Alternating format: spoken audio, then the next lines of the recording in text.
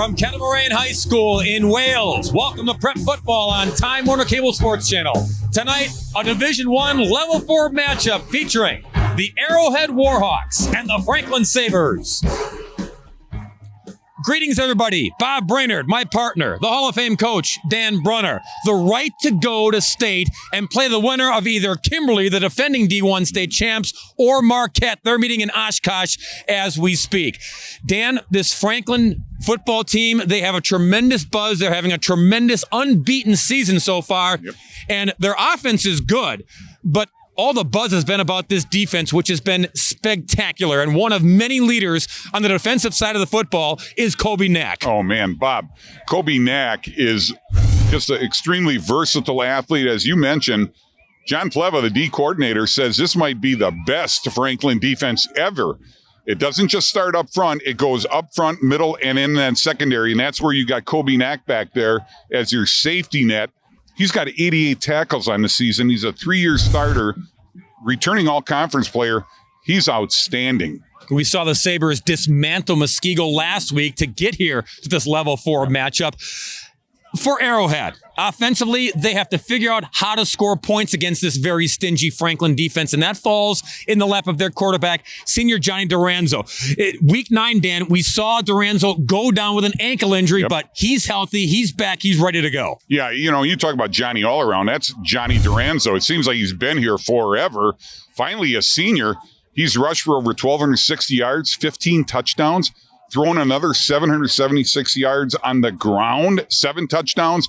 He's going to be a key factor in that Arrowhead offense. They're expecting over 6,000 people here in Wales for this showdown in Division I between Arrowhead and Franklin. The kickoff is next from Wales.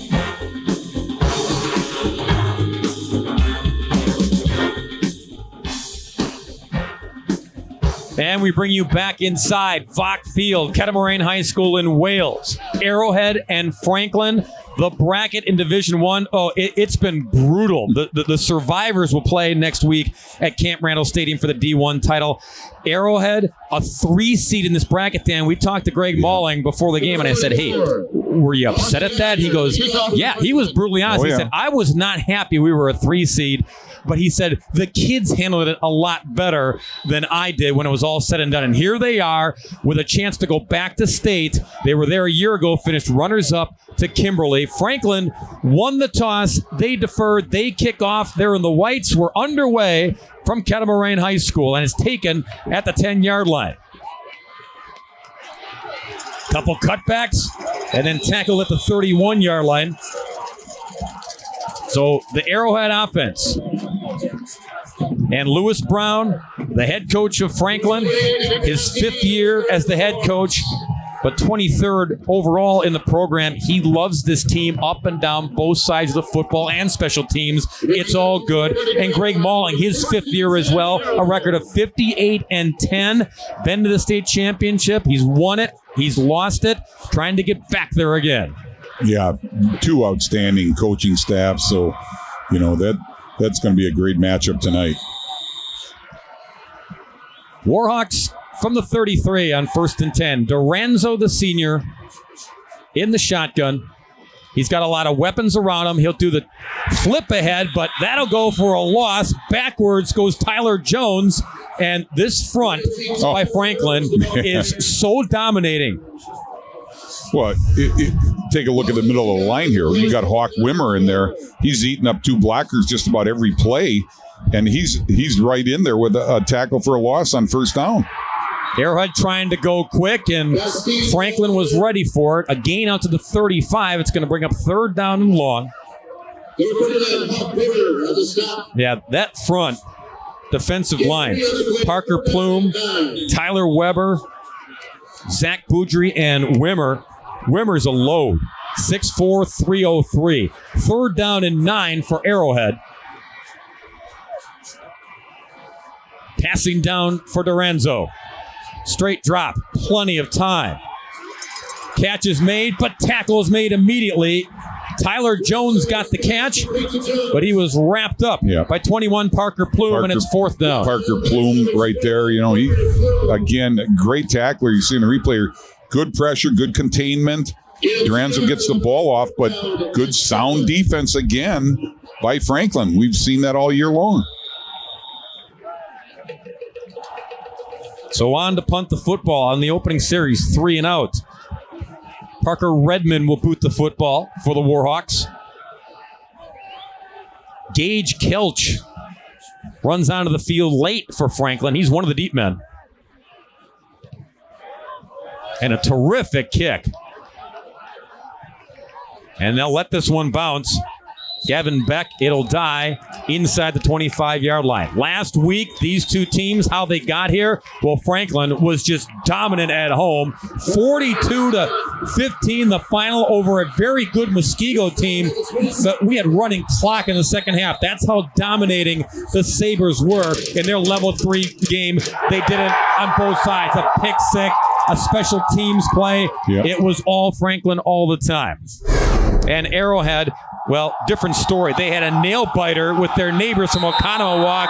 Got in with 4 seconds to go. Duranzo took it in, and Arrowhead broke a tie and beat Oconomowoc 28-21. Passing on first down, it's Kelch making the catch at the 45-yard line. And here comes the Franklin offense, waking up right out of the gates.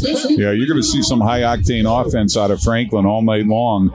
Again, Wachter evades a sack, puts the ball on the money.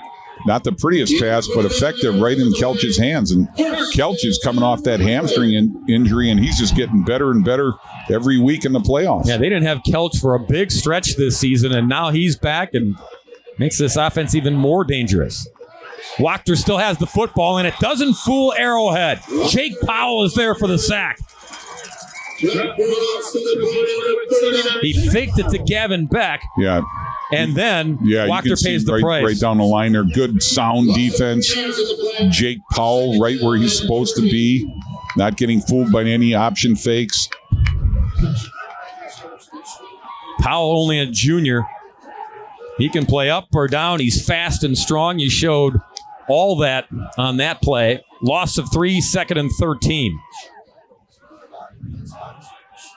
Wachter barks it out. Now checks the sideline. You got 2 seconds to get the play off. And they won't. Took too long. It'll be a delay. Mike Arndt is our referee. Offense, 5-yard penalty, still second down. And Mike is Mike tonight, so he can explain everything for you folks at home. So now it goes to 2nd and 18. Gavin Beck is in the backfield for Franklin. And in the past, Sabre football, offensively, Dan, it was all about throwing the football. Yeah. They still do, but Gavin Beck, he can run, he can catch out of the backfield, he can do so many things. Yeah, he's so versatile, and so is Wachter. You know, Wachter has both the arm and the feet to make him a dual threat. Pressure coming up the middle. Wachter gets it off. Kelch, the intended receiver, and it goes incomplete. Good coverage there by Antonio Jose Ramos, who was step for step. Yeah, you'll see on the replay, just overthrown. We've seen Kelch make some outstanding catches in the last game against Muskego, so he's going to be a factor all night long. 3rd and 18. This Arrowhead defense, they're a little dinged up. Some injuries along the way in the postseason for Greg Malling. Yeah, especially in the secondary. Wachter. Bubble screen over the middle. Kelch has got it. Catch and carry. Still on his feet. Now he's wrapped up at the 45-yard line, 10 yards shy of the first down. It'll be 4th down for Franklin. So Kelch able to weave through all the traffic, but Arrowhead made sure bodies were in the vicinity. Yeah, and again, penalties, mistakes, they all get accentuated in these kind of games, in these matchups. So oftentimes the turnovers, I don't think we're going to see him go for it here. I got to think he's going to pooch kick this. It's 4th and 11, and you are correct, Coach. Wachter, terrific athlete. And terrific kick if they can save it. No. And they can't, just missed. It goes into the end zone for the touchback. But mission accomplished. Nothing tricky No. in that area of the football field, so the Sabres will play field position here with the Warhawks. And again, what I was saying before, so oftentimes when you have matchups of teams of this caliber, it doesn't always come down to who scores first. It comes down to who turns the ball over first. And then, if it's in a bad field position, that accentuates the mistake. So, so far they've been taking care of the ball. 1st and 10 from the 20. Empty backfield for Duranzo. There's Bastion in motion. And Duranzo kept it and then stumbled, tackled himself. Yeah, turf monster got him. We talked to Johnny while he was warming up on the sidelines earlier tonight, asked him how the ankle was, and said no problem. And Yeah, he took the level 1 game off so he could recover. And he's got some playing time and good to go. yeah, he doesn't look like there's any lingering effects of that ankle injury. 2nd and 12. Stick it in the belly of Bastion. Ball pops out, and Franklin recovers it. Now the officials, They called him down. they called him down. Ben McCarthy came up with the football, which is no surprise. No, He's no a surprise ball at all. hound. But Bastion goes Yep, down, and the he was ground down. causes Yep. the fumble. Good call. A loss on the play, so it's 3rd down and a dozen. Bastion flanked to the right of Duranzo. They'll move him all over the field. Fake it to him, over the middle, catch and go. 1st down and more, Tyler Jones to the 47-yard line. That was a quick release by Duranzo. Yeah, nice. Just a quick fake and a quick hitter. Like you said, Bob, just a quick slant right over the middle. Evades the first tackle, and they're lucky he didn't go all the way. Going quickly again, Arrowhead, 1st and 10 from the 46. Duranzo, straight drop. Dancing in the pocket, now he'll take off. And he gets popped and the ball's loose. And there goes McCarthy. Wow. Gonna take it back for 6. And a touchdown for the Sabres. Ball hawking? I guess. And no question, this one popped out. No. Duranzo was belted from behind. And McCarthy right there for the takeaway and the 6. Boy, you can see right here.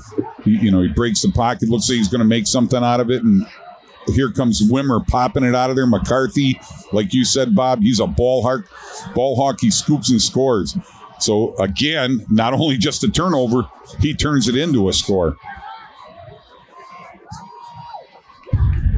What a turn of events.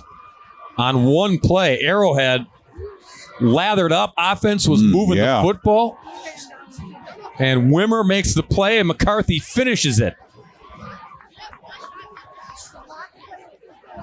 Nate Genrich on to try the PAT. Kobe Knack, we talked about him in the open. He's the man who sets it down. High snap. Genrich knocks it through. So the Sabres draw first blood here in this level 4 matchup. One more look, Duranzo on the move, and he pays the price from behind. Hawk Wimmer with the hit. McCarthy with the scoop.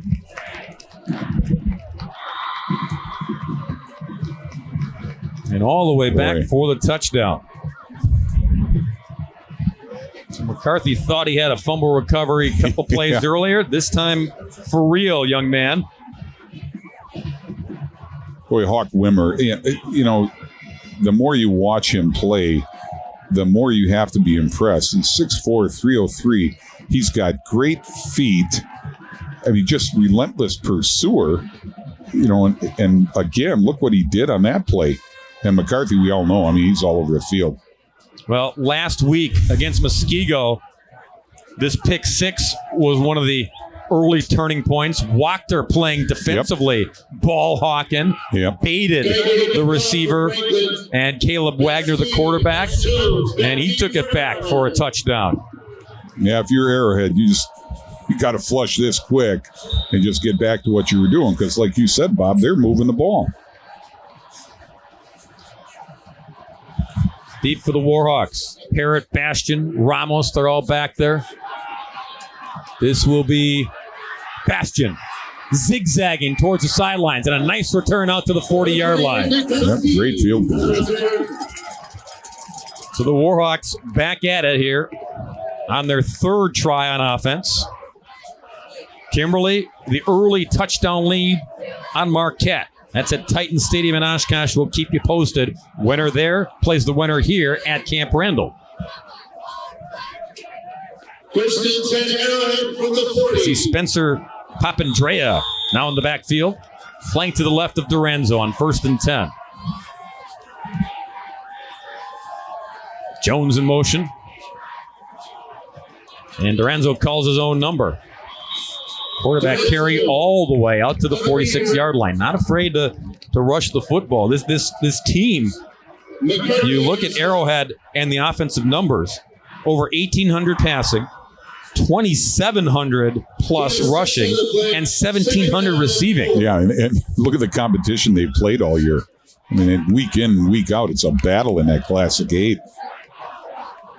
And then even going on the road to places like Hudson where they fell behind and had to rally to win. Straight ahead. And a first down run past midfield to the 49-yard line. That's Spencer Papandrea. This receiving core, and you've seen some of it in action, but they've got a lot of weapons for Duranzo, but he's also got his own legs and Bastion Papandrea. Yep. A lot of choices. Carson Myers, another one. Papandrea, though, gets leveled this time, and a penalty flag flies. Right into the teeth of where the tackle was made by Zach Boudry. I almost think it's I was going to say a face, but they got a hold on Arrowhead. Yeah, this Franklin team, you're only going to get one cut. You know, if you end up cutting and trying to reverse your field, I think you're going to be done. Mike Arndt sorting it out here. I just said illegal hands to the face. Called against Arrowhead. Legal use of hands to the face on the offense. The penalty is 10 yards from the spot of the foul. Still first down. Taking another look and see if we can capture the guilty party. And even with the penalty, Franklin able to get right there. The Olsen, I think it was. Yeah, Mike Olsen, yep. They're outstanding left guard. So big penalty there. 1st and 19 now. Duranzo trying to get some of it back. Jack Becker makes the catch to the 44-yard line. And this receiving core, Perrette, Miller, Jones, and Howard. They spread it around. Perrette, Miller, and Jones. Between those three, have 16 touchdown catches. Yeah. There is no favorite in the receiving core for Duranzo to go to. 2nd and 18 from the 43. Duranzo reels it back in. That's Perrette. And Perrette maneuvers along the sidelines out to midfield. They get Arrowhead a little bit closer for this third down try. 3rd and 11. Chippewa Falls leading Homestead. That's in Division 2. And the winner there will play either Badger or Waukesha West, who are tangling in Kenosha. 3rd and 11, and before the snap, some movement. Yeah, I think it's going to go. Yeah. Yep. Defense, 5-yard penalty, still third down. Hard to throttle. He has a hard time throttling himself down from time to time. He's just such a high motor player. But it cost him 5 there. Greg Malling will take it. Make this 3rd down and 6 instead from the 45.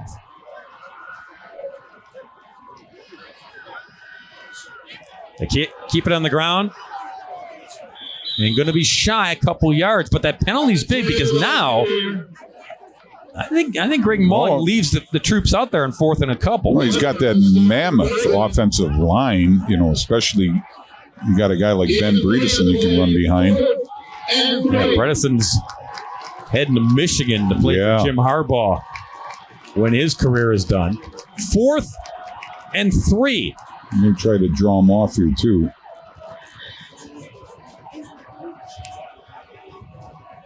Everyone checking the wristbands, checking the sideline. Greg Mauling's going through his play chart. High risk, high reward. Now he's going to punt it. So they'll take the delay, take the yardage, and just boot the football here on 4th down. There are a couple frustrated Warhawks there. They want the sideline say, come on, let's go for it here. A little too early to be doing that kind of stuff. So Redmond on to punt. Gavin Beck. He's the deep man. And Redmond didn't get this one at all. Off the side of his foot, it's bouncing around. Did it hit a Sabre? That's the question. Picked up by the Warhawks, and the officials say, nope. It'll be Sabres football, but not a good hit, but they go to get a good roll, and that's where they'll take over. Lake Country Publications and now newspapers are mobile and ready for action with coverage in print and online. We are where you are. And tonight, Chuck Delsman is where we are, too. He's sitting right next to us, covering the game for Lake Country Publications. So that read comes in handy, doesn't it, Chuck? Read all about it, as they say, tomorrow. All right, inside the 10-yard line at the 9, Sabres 1st and 10. It's Wachter looking downfield and throws into traffic, incomplete. Not sure if that was for Beck or for Kyle Lewis over the middle. I think he was trying to dump it to Beck.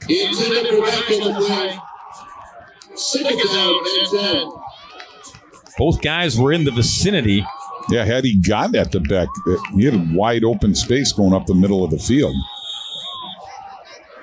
Came out of there funny, too. Didn't get a whole lot of zip on it, so it'll be 2nd down and 10.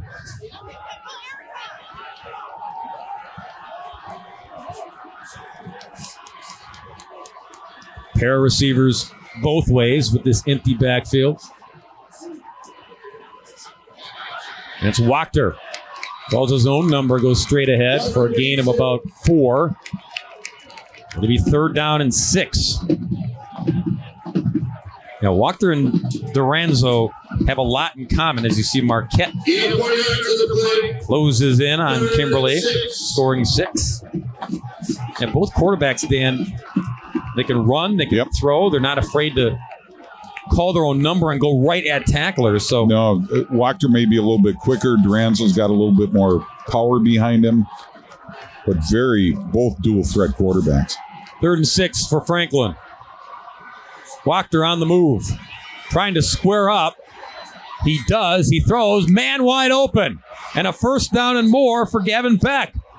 And that's what we were talking about. That's where that young man becomes real dangerous. Just what you said earlier, Bob. You get him out in open space, just like you see on the replay here. You know, he's going to sneak out and find an open area to sit down, and Wachter finds him. I mean, no one around him. Just found his own little island over there. And what a job by Wachter. Oh, yeah. Rolling to his left, stops and squares up so he can get something on that pass. Yeah. Fresh set of downs for the Sabres at the 30. Empty backfield again on 1st and 10. It's Wachter, quarterback draw. And Wachter with a seam. And Wachter on the loose. Into Arrowhead territory, tackled at the 41-yard line. There's that speed you were talking about. That is an impressive run against a solid Arrowhead defense. Those guys up front did a great job opening up. You can just see them pop a hole for him. And a big burst. Once he got into that Arrowhead secondary, there was an extra gear. Great job by Sam Ritz and Anthony Klemp. You see Wachter on the sideline here. And Gavin Beck, he'll take direct snaps on 1st and 10. out of the Wildcat, if you will, and Beck gets loose, and Beck down the sidelines for a first down. Bob, we've seen this from him before. He is such a patient runner, and he's got the tremendous burst. You see right here. He just waits. When he sees it, boom, he goes. And give him credit, because everyone in the house knows, well, this is going to be it's a Wildcat. He's running. And he'll stay in there to take some snaps at the 30-yard line. Beck, he'll go right into the teeth this time, and nothing doing. Ran right into the wall. Jake Powell again. Yeah, Jake Powell's coming up big early and often. No gain, playing second down on 10. Powell, 6'1", 220, only a junior. Yeah, kid's still growing. My goodness. No gain in the play, second down and 10.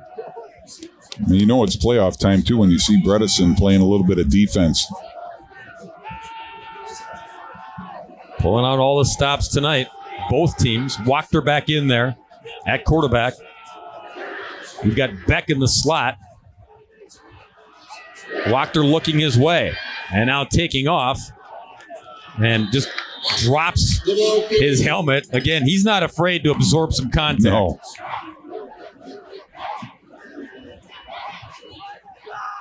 It'll be third down and about 8. Schultz leading the way on the stop for Arrowhead. Under a minute to go in the first quarter. You know, and they're in two down territory right now. So they've got 2 downs to get these 8 yards. So their playbook is still wide open. Beck flank to the left. Wachter looking downfield. Almost dragged down. Escapes once, but not twice. Noah Harvey finally finished off Wachter for the takedown, and it's fourth down. They're no longer in 2 down territory. Great job getting away from the first one, but good relentless pressure here by Harvey. First guy was Alex Panos, who had the first shot at Wachter. But Wachter's a big dude. He's tough to bring down solo. And then Harvey with the final takedown and needed help. Clock's going to wind down here, and they'll let it wind down, and that will be the end of the first quarter here at Kettle Moraine High School. Franklin leaning on their D once again. Their defense providing the plays, providing the scores. It's 7-0 after 1.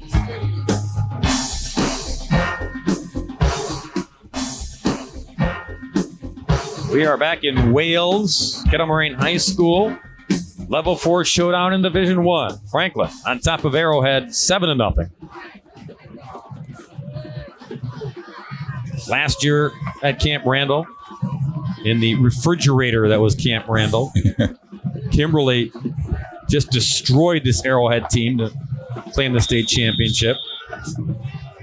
Could have a rematch, but could be completely different. Wachter will just boot the football again, not get too cute, and gets a nice roll here. Tremendous roll inside the 5, down at the 2. That'll work. So Arrowhead will take over inside their 5,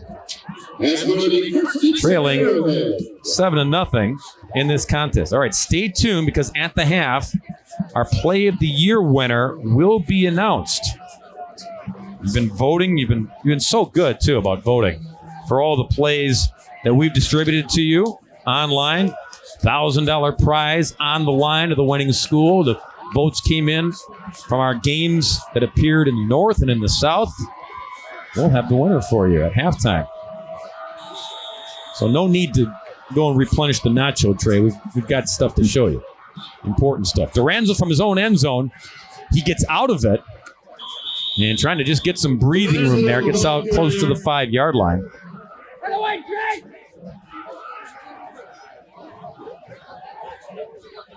Had to do a little end zone dance there for a moment to make sure a hole was opening up to get out of there unscathed. Yeah, it's a tough front to run against.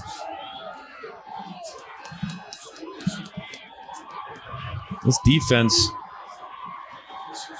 they have given up an average of 8.2 a game. That's through 12 games. Lorenzo again, out to the 9-yard line. Close to a first down.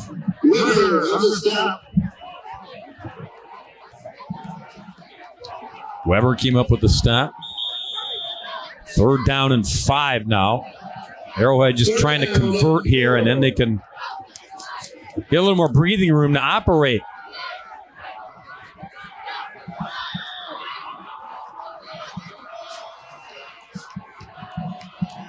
They're bunched in tight. Bastion flanked to the left. He gets it, flips it back to Duranzo, throws downfield. Man is there. Catch is made by Jones. Tyler Jones on his horse, tackled at the 35-yard line. Wow. Little razzle-dazzle there. near your own goal line, no less. Great call. Great call. And Jones got free. You know, you practice those plays all the time, and you just hope they turn out the way they do in practice. Well, that one did. Big time call, big time yardage to the 36-yard line of Franklin. And the carry straight ahead off the left side of the 34. Let him on pile here. That was Bastion, I believe. Yes, it was. Great job by him, but Dan, the offensive line. It's the key. Yeah, that is totally, because if Bastion gets smacked, then that play blows up. But the line held their ground and gave Bastion time to stop and turn. Just formed a wall, allowed him to turn and pitch it back. Gain of 3, 2nd and 7. Bastion gets it and then gets buried. That was lots of bodies. Zach Boudry had the wrap up. Boy, you got Wimmer, Boudry, Latron Kirk-Spruer up there. Yeah, that's a tough defensive line to go against. They're big dudes. They're nasty dudes. Yeah. They have been outstanding dudes, if you will. Loss on the play there, so 3rd and a dozen. Duranzo surveys the field, gets the football, and downfield, it's incomplete. Brad Tobin had the best shot at it. It was tended for Tyler Jones. But the ball was fluttering towards the out-of-bounds side, and it'll be 4th down and another punt forthcoming for the Warhawks. That's good secondary back there. Brad Tobin, he's the best athlete in that entire sophomore class, and he's matched up one-on-one with a good receiver. He did a great job. Parker Redmond to boot the football. Now, Duranzo is the up man, so you never know if he would take one. Maybe not here, but you see him shifting the play and shifting bodies around, and could always try something and snap it to number 12 instead. Redmond will get it and boot it. High kick that bounces at the 19, and now a friendly roll on the Kettle Moraine carpeting. And it'll stop at the 10-yard line. So the lone score from the first quarter remains intact. Kimberly on top of Marquette, 14-6. And the lone score, Dan, provided by the defense. Yeah, not surprised.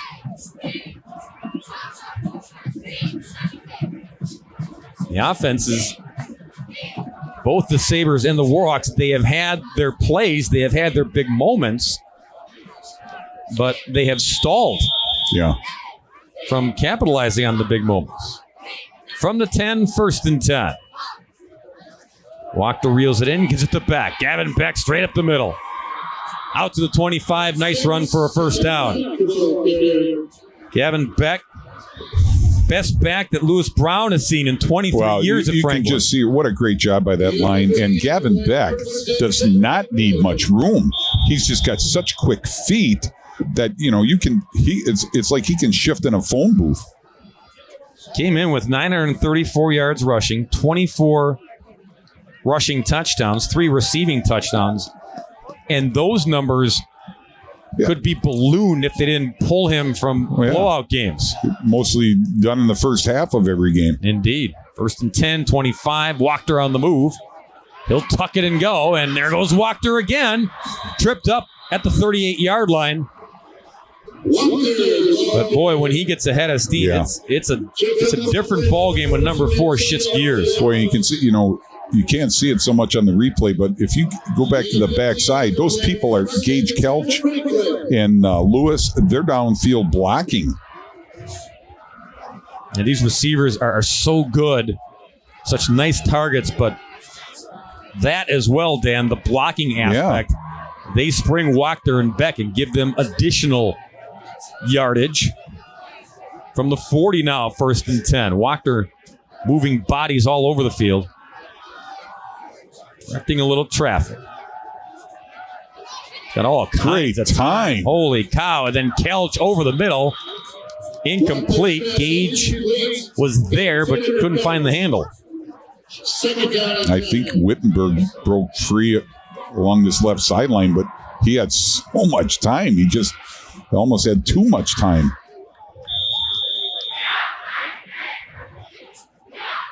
Badger leading Waukesha West in the second quarter. That's a surprise. Dan went, whoa, because West has rolled through the playoffs. 2nd and 10 from the 40. That's in Division II, by the way. Take it to the man coming through. Knocked down by Redmond. There's your punter on the defensive side coming through, getting the big mitts up in the air. Redmond goes 6'3". He yanked this one out of midair. Yeah, nice pressure here. Left tackle kind of whiffed on the block. Had the screen starting to set up. Would have been interesting to see what happened if he had completed that. 3rd and 10 for the Sabres. They need to get to midfield to move the chains. Back to the left of Wachter. Fake it to Beck. Wachter wanted to go deep. Now he'll fire. Catch is made. First down at the 40. Kyle Lewis reels it in. And a big time throw there by Wachter. Lewis shaken up. Yeah. Took a pounding after the catch. Great job by the offensive line. Not real good pressure from Arrowhead, but Wachter bought enough time, and Lewis took a decent hit and hung onto the ball. Number 4 has been watching number 12 on Sundays. That looked like Mr. Rogers surveying the field. Yeah. You see Lewis, again, he got dinged, hit hard, trying to fight for extra yardage. So they'll check him out on the sidelines. Took care of business, though. Got the first down at the 39. Beck. Straight ahead. And then met and hit hard at the 37-yard line. Noah Harvey brought him down. You brought it up earlier, Bob. That's a 6'4", 205-pound defensive back. It's a luxury to have a player the size of a linebacker in your secondary. The all-region teams were announced by the Wisconsin Football Coaches Association. And Beck and Wachter for Franklin, both all-region selections, easy picks there. Penalty flag flies. The all-state team, Dan, we'll get that announced when. Next week, I think it's coming out on Monday and Tuesday. 5-yard penalty still.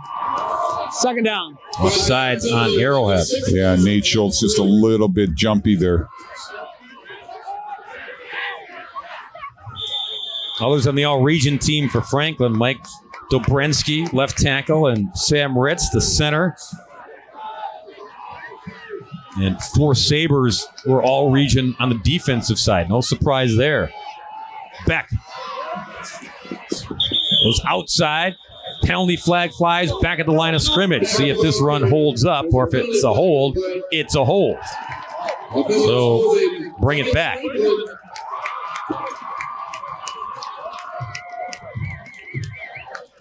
Beck on that all-region team. Well, we'll listen to Mike Arndt first. Holding offense, 10-yard penalty from the spot of the foul. Repeat, second down. Gavin Beck, all-region, and his category, Dan, is utility. Or all-purpose. Really, yeah, it should be all. It probably should be changed to all-purpose. The name utility.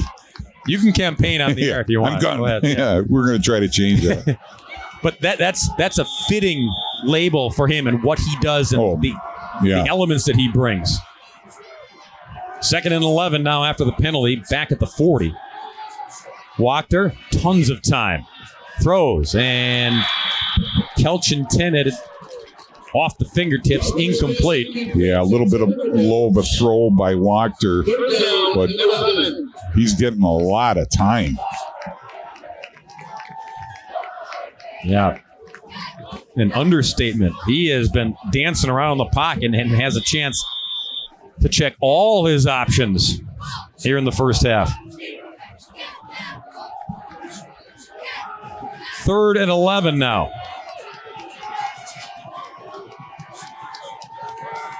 Back in the slot. And Wachter, quarterback draw.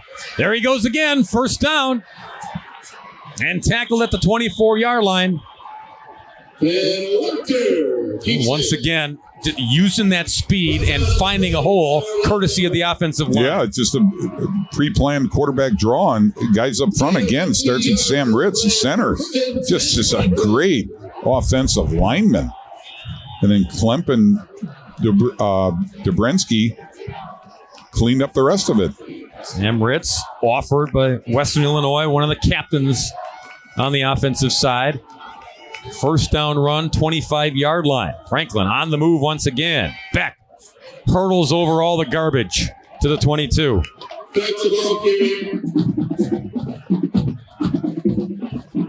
It's quite the backfield 1-2 punch when they decide to keep it on the ground, Dan. Yeah, Arrowhead's rushed for 1,000 more yards than Franklin. So it's a little misleading when you think, well, maybe Franklin's not as good on the ground, but again, they don't play the competition Arrowhead does all year, so they're not rushing the ball with their key guys all game long. Wildcat again. Beck takes the snap. Beck tries the left side, and Beck almost gets tripped up and gets positive yardage out of it. Boy, John Mack, yeah. He had a chance to make a big play and just couldn't wrap up 36. Yeah, would have had him for a big TFL. You got McCarthy in there, so you got another guy, good big body blocking for you. Beck has got such good feet. I mean, we've seen him hurdle potential blockers before. And again, tacklers, I should say. Excuse me, Dan. I mean, you know what's coming. Yeah. I mean, he's a good enough athlete. He might throw the football, but this is just real basic. You got to stop 36 somehow defensively. 3rd and 6 here. Beck takes a high snap, goes on the right side, dances to the outside, cuts back inside. First down and inside the 5-yard line. Check it, just short of the 5, but another terrific run by Beck. Boy, you hit the nail on the head there, Bob. Look at this. I mean, he bides his time, finds a little crease, and he cuts so quick. And then the muscle and the strength. And he finishes the run, yes. So just shy of the 5, but it's 1st and goal, 7-yard line for Franklin. The offense trying to complement what their defense did and score a touchdown here. It's Kevin Beck. High snap, slowed things down that time. Got a couple, though. It'll be 2nd and goal.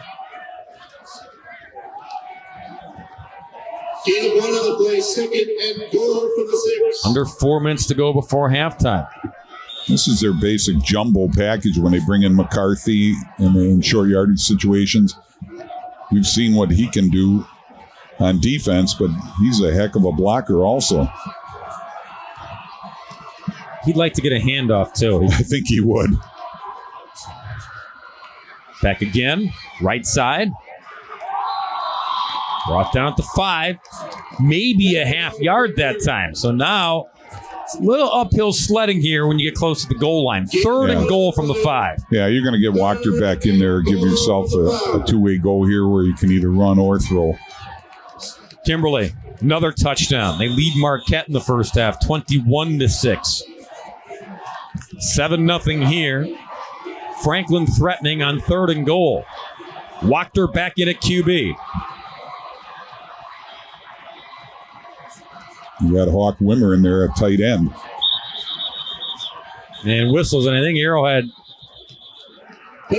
called timeout. Yep. Arrowhead. Yeah, they saw all the big bodies jumping around and shifting there, and Greg Mulling wants to try to calm things down and talk things over on a critical third and goal play coming up for Franklin.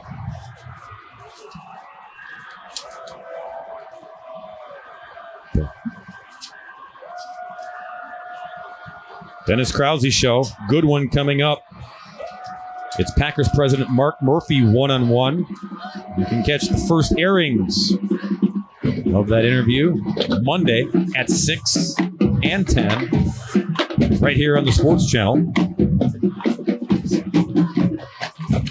Good time to talk things over with the Packers president. A lot going on at Lambeau Field, not just on the field, but off the field as well. Badger now tied with Waukesha West. The Wolverines get on the scoreboard. Here it's 7-0. Sabres see what they do here, trying to punch it in and double their lead, or might try for 3. First things first, Wachter out of the shotgun. He'll roll left. He'll roll right. Throws. It's knocked down, and a penalty flag flies. Walker's pass is incomplete. There's a penalty flag on the play. It came in the end zone, ineligible on Franklin. But for a moment, Arrowhead was thinking maybe interference, maybe a hold in the secondary. No, they were stout on defense.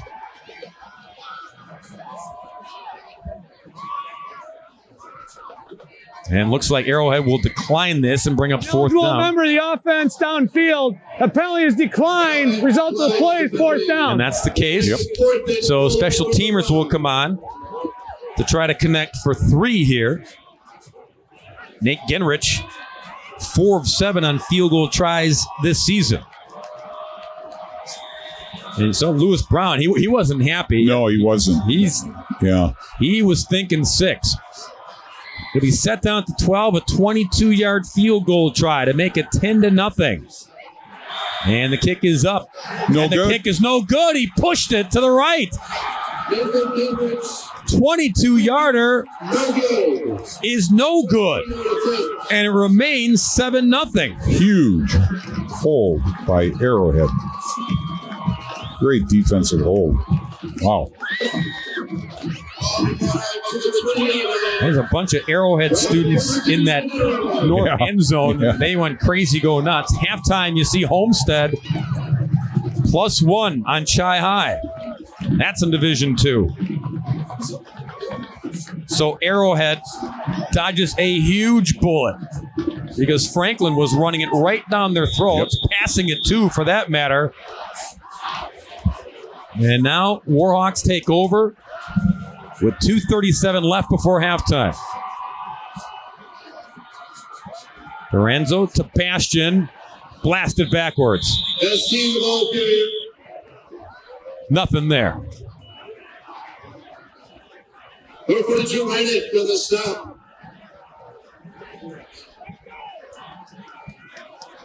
was Knack in there. Yeah. Drew Reinick. I mean, you got McCarthy. In any other team, Drew Reinick would be just your top-notch linebacker. But fortunately for him, he's playing with a linebacker of the caliber of McCarthy. Loss of 1, 2nd and 11.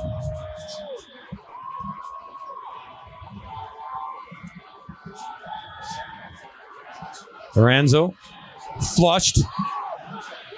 Looking for a body downfield. Now he'll take off. Gets tackled at the 26-yard line. So bring up 3rd down and 5. No one burning a timeout here either way. And so now Arrowhead, at the very least, they want to try to get the first down. Yep. Don't give the football back to Franklin to try to tack on more points before halftime.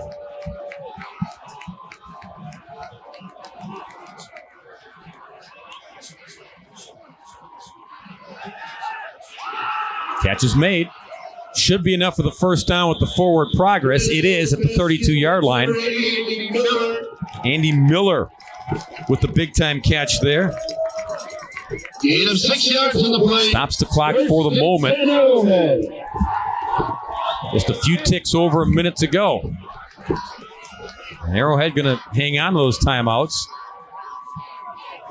And Duranzo goes deep. Man is open, and catch is made. What a catch by Parrott. Man. Justin Parrott. My goodness. If anyone remembers Willie Mays, this is what he looked like in baseball. My goodness. Yeah, Johnny Duranzo threw it out there for him. Like you said, Bob, that was a tough catch.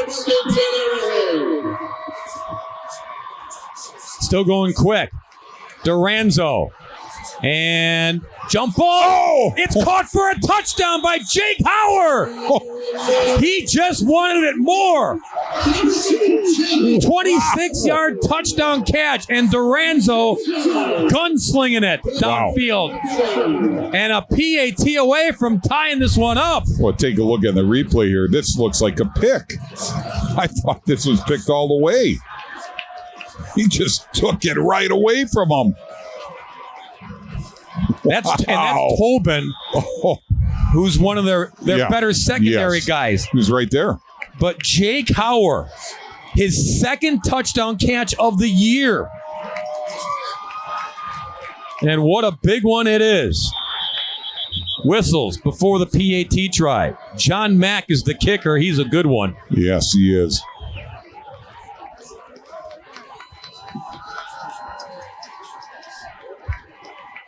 And offsides on Franklin. They'll decline it. Just tee it up again. Try to get this game tied before halftime. Duranzo sets it down. Mack belts it through. And we're tied at 7. 2 big back-to-back pass plays by Arrowhead. This one, 26 yards in the end zone. And watch this catch by Hauer. That's just a one-on-one matchup, and he just took it away from him.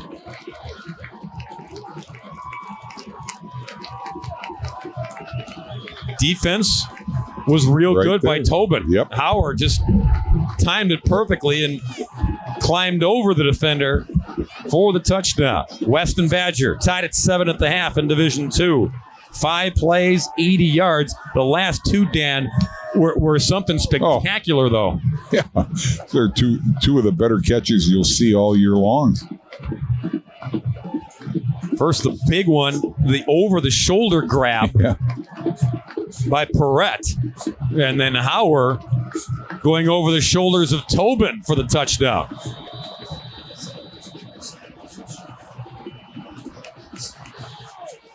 Low line drive kick at the 20-yard line. That's McCarthy. Look out, McCarthy. He's got speed. Then he's brought down at the 46-yard line. That would be the last guy you want to squib kick to. Correct. McCarthy, he's got that high motor, and he's got the speed to back it up. This isn't some big lumbering lineman, Dan. No, he can move. Well, what that does, that gives Franklin... Yeah, you got a little something to play with here. 34 seconds. And they've got all 3 timeouts at their disposal.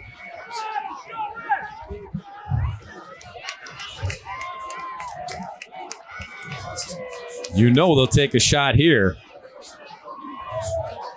Wachter on 1st and 10 from the 46. Fake it to Beck. Looking downfield over the middle. Almost intercepted. Dylan Wolfile got one meat hook on it.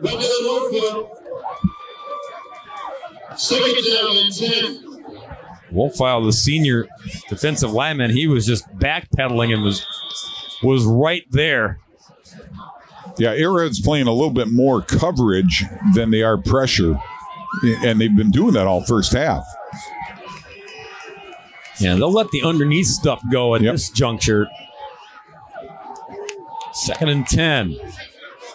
Wachter, quarterback draw. Dancing through the traffic over midfield of the 49. And there's a timeout by Franklin, their first of 3.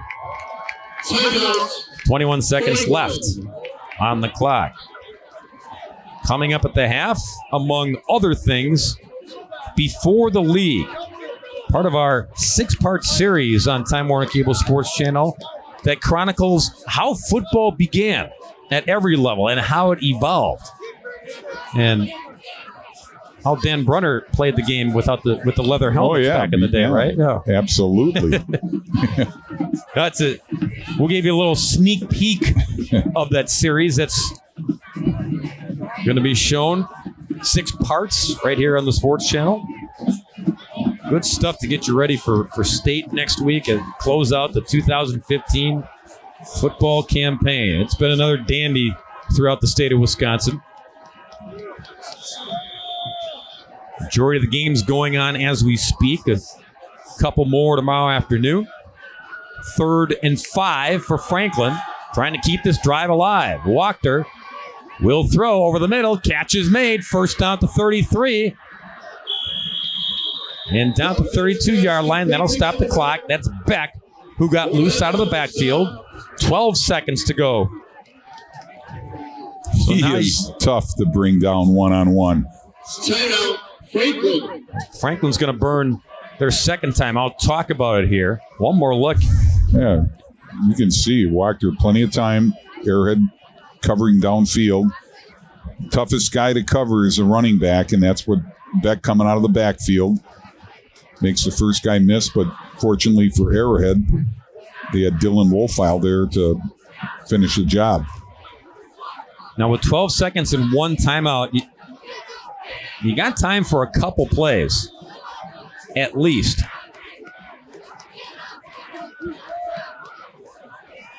And their kickers, they're good enough kicker to try and get themselves into a field goal range. So Jeff Klemp talking things over with his offense. See what they dial up here from the 32-yard line. Trying to at least get closer for their kicker. Wachter looks like he wants to take off. Now he will. Goes up the middle, gets banged down at the 24-yard line, and timeout called by Franklin. And that's it for the timeouts. 5 seconds left on the clock. And now they're going to have to take the field goal try here. Not enough time to run something and stop the clock, so Genrich will come back out, trying to give Franklin the lead at the half. So the ball's at the 24-yard line. Going to end up being about a 41-yard field goal try. And again, after the miss, he's now 4 of 8 on the season in the field goal department. 5'11" senior. And Dan, watch the trickery here too, because you got nothing to lose. No. He's got plenty of leg. I think we'll see a good attempt here. And one of the Warhawks running on late. So because of that, Arrowhead has to call a timeout.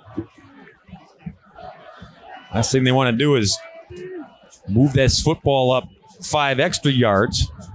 As it is, it'll be a 42-yard try for Genrich.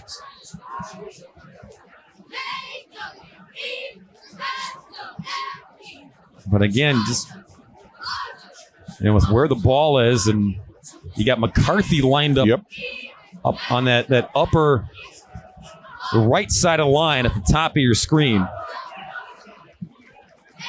And you never know if they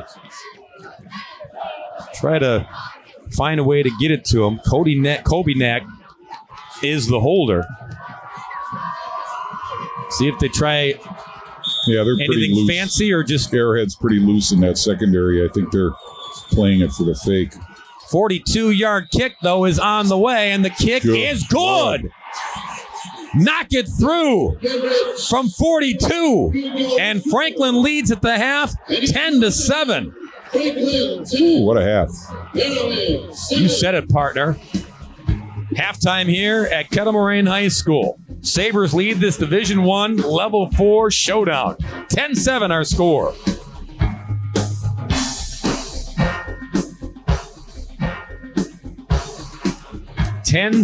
Sabres at the half over the Warhawks on a 42-yard field goal at the gun. Franklin leading this Level 4 D1 showdown here at Kettle Moraine High School. Well, we can all agree that today football is the most popular game in our country, but that wasn't always true. A new 6-part documentary series, Before the League, tells the story of the people and towns that made pro football America's biggest sport. Football has become America's game. It dominates people's weekends. It's colorful, it's pageantry, it's tough, it represents the American spirit in a lot of ways. But there were growing pains, scandals, and casualties. Today, football is the most popular spectator sport in this country. It wasn't when it began. Nobody at that time knew what the NFL was going to do and whether guys could even afford to play or they had to keep their day job. There was a group of young men in Boston that kind of invented a new game to play. A game for territory. It was a game that taught strategic skills. A lot of people lost teeth, broken noses. Fights. The rules were kind of loose. People got stomped and killed. It was a brutal kind of game. You have to start with Walter Camp, making rules that would change the sport forever, as a junior in college. Players came to Ohio to play for the Ohio teams. A dynamite running back, probably the fastest player in the league at the time, but he was a black player. They would, try to rough him up after the play and such because of his race. They started dubbing him the Black Cyclone because he would just rip through the defensive lines. Players jumped all over the place. In fact, one season, supposedly, Newt Rockne played for 5 different teams under 5 different names while he was coaching at Notre Dame. It was Wild West. It was crazy. And it got crazier and crazier and crazier. Most of the money was being exchanged during the game in the stands. Neighbors saying, well, I'll bet you the Tanks, and I'll bet you the Spartans. When they say it's not about the money, it's about the money. There was 18 deaths, over 150 injuries, and that grabbed the attention of Teddy Roosevelt. He was going to ban football. That's how serious this was. In 1906, Canton and Massillon had a scandal that almost killed the pro game. It's become one of the most rancorous rivalries in the history of sports. And then, to quote it, like, all hell broke loose. Those stars elevated the sport. You don't have a story if you don't have Jim Thorpe. He's the prime mover. People wanted just to see him. The game was secondary to him. He was larger than the game. He was kind of like a specimen. He was like a Greek god. Escalating salaries, ringers, grifters. The sport was in danger of becoming not worthy of being professional. It needed more stability and leadership. The Green Bay Packers joined the league in its second year, 1921. And when they did, they were thrown out. Something had to be done. And the Packers were a convenient scapegoat. 1925, when Red Grange came out of the University of Illinois, that was major news. And they signed him and basically wore him out those first couple of years. Advertise it, sell out a stadium, sell out a game, create a lot of revenue, and that's how the sport grew. Teams like the New York Giants and the Chicago teams wouldn't come to Dayton because of the low draw. Small towns were the blueprint for how to develop your team and to get players. If you're fortunate, it's sort of what could have been. But all these towns, loved the game and they were willing to pay admission. The Dayton Triangles, the Canton Bulldogs, the Massillon Tigers, the Columbus Panhandles, the Shelby Blues, the Akron Pros, the Oorang Indians, the Green Bay Packers, the Chicago Staleys, the Milwaukee Badgers, the Rochester Jeffersons, the Buffalo All-Americans, the Portsmouth Spartans, the Ironton Tanks. Nobody said you had to see the ball. It was under the jersey. And everyone was so, oh my gosh, you can't do that. And they said, why not? There's no rule against it. They were just on that cusp of greatness. He was willing to stick by his own constitution. It has really become a part of people's lives in this country. These men, these teams, these towns, they are the inspiration and the foundation for the game of football. Unique to see how it's progressed from those humble beginnings to what we see today. Everybody's gravitating to it as the best sport in the world.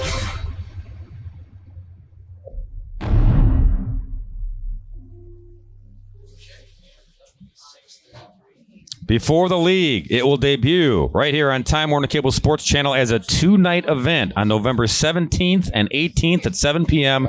with 3 episodes each night and encores beginning at 8:30 p.m. Dan and I will keep an eye out for that ball underneath the jersey trick in the second half of this one. It's Franklin on top, 10-7 over Arrowhead.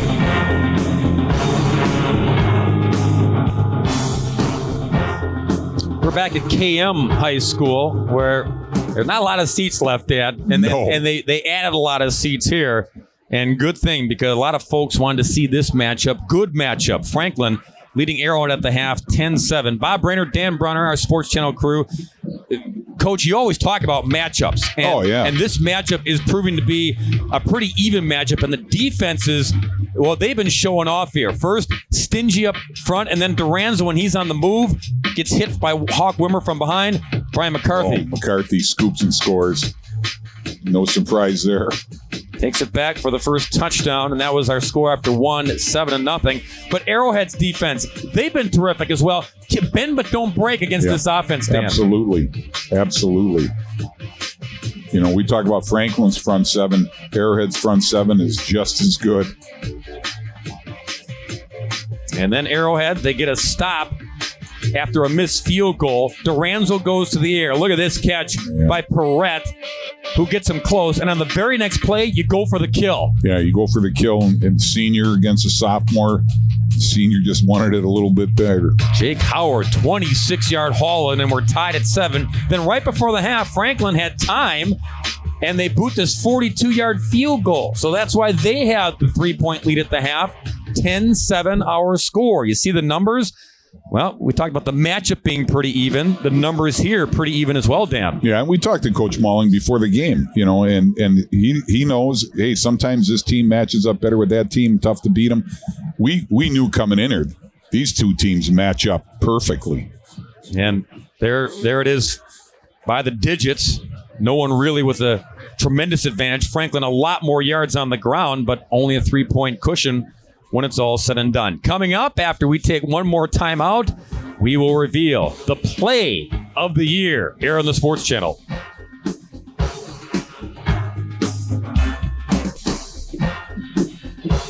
$10-7 our score. Both teams returning from the locker room. Getting ready to kick off the second half of this one with Arrowhead getting the football. All right. Now it's time to announce our 8th annual high school football play of the year. Viewers, fans, students, and parents, they help choose our 9 regular season winners, and then we held a vote for 2 weeks to see which lucky school and play would be determined as the 2015 play of the year. Let's go back to week 6 to see the winning play that Dan and I called. 1st and 10 from the 20, and they give it off on the handoff. Nope. Look at this. Little trickery. Samunchek. It goes back to him, and he'll take it to the house for the touchdown. Wow. Congratulations, South Milwaukee Rockets, and their trick play on the first play from scrimmage in their big win over Brown Deer. Quarterback Jake Samunchek ended up with the reverse pass for the TD, and now the Rockets, they won a $1,000 donation to their athletic department. Time Warner Cable Sports Channel reporter J.P. Godoran will also do a feature on the Rockets to air on Sports Weekly in the coming weeks. Thanks again to all of you who voted. We also want to thank all of the athletes that played football on our channel in the 26 games we brought to our viewers this season. Hopefully this one was just one of many great memories created on live TV here on the Sports Channel. That was a fun one. That was a great way to start that football game that the Rockets went on to beat. Week 6 win over Brown Deer. And again, thanks to everybody who went online and dialed up all the plays from the north and the south and cast your votes. Playoff history, and there's a lot of it on this football field tonight. Both teams, they have tasted success in the past. 20th playoff appearance for the Sabres. Look at the record in the playoffs in those 20 appearances. And again, state champs. Yep. They've tasted victory, gold trophy in 2006, and runners-up back in 2013. Trying to punch their ticket back to state. Lewis Brown, he's talked all season long, just without saying that we're going to state. He's just said how good this group is and how loaded they are on both sides of the football. Arrowhead, you probably know their story. It's their 26th appearance, and look at that record. Ridiculous. 6 state titles, Dan. 6 runner-up, including last year against Kimberly. This is a machine. First under Tom Taraska, and now Greg Balling. Started with Tom, And Greg just comes in and picks up where Tom Taraska left off. No pressure, right? 5 years ago when he took the job. Yeah, he was playing on a field named after Tom. Right. But, Bob, so many coaches talk about this too. Why is it so important to get in the playoffs? It just extends your practice time. These teams that you get to level 3, now you get all of those extra practices, all those extra games. And it just, when you perpetuate that, you end up with extra seasons of practice put in. Now, every team can practice all the way to the state championship, but who's going to do that? Who's going to do that? First of all, you got guys getting ready for basketball and wrestling and other sports, but it's such a bonus once you get the ball rolling. And here's 2 prime examples of Franklin and Arrowhead who take advantage of that in developing their younger players by all that extra practice. Yeah, they dangle that carrot out there, and the youth programs see that as well. And then all these guys who are getting all that extra practice time when the seniors graduate, well, then it's next group up. The juniors and sophomores and freshmen, they've all had that extra time, so they're ready to go when it's their turn to step on the football field and contribute. And again, you saw the Kimberly score, leading Marquette at the half, 21-6 up in Oshkosh.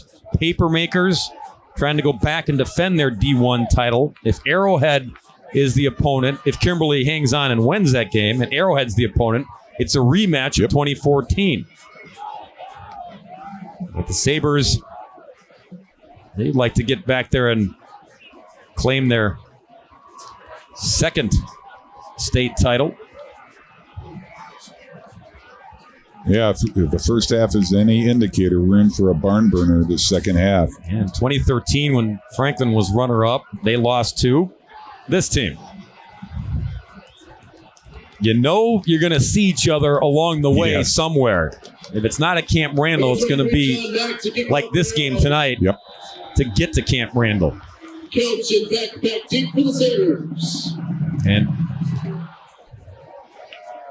this one will be booted by Mack in and out of the end zone. I said Arrowhead was getting the football to start the second half, and obviously that was reversed because Franklin deferred. They get it in the second half, and they'll get it at the 20-yard line. Yeah, and what a bonus, when you have a weapon like Mack, where the ball's going in the end zone, you don't have to worry about a return. Talked about the all-region teams that were named a couple days ago. Mack was one of them. Mike Olson, Ben Bredesen, who's going to Michigan from that line. Nate Schultz on the defensive side, and Jose Ramos as well. all region teams. Yeah, Olson and Bredesen, they played side by side for a lot of games. 1st and 10 from the 20 for the Sabres. Got that big field goal at the halftime gun to take the lead.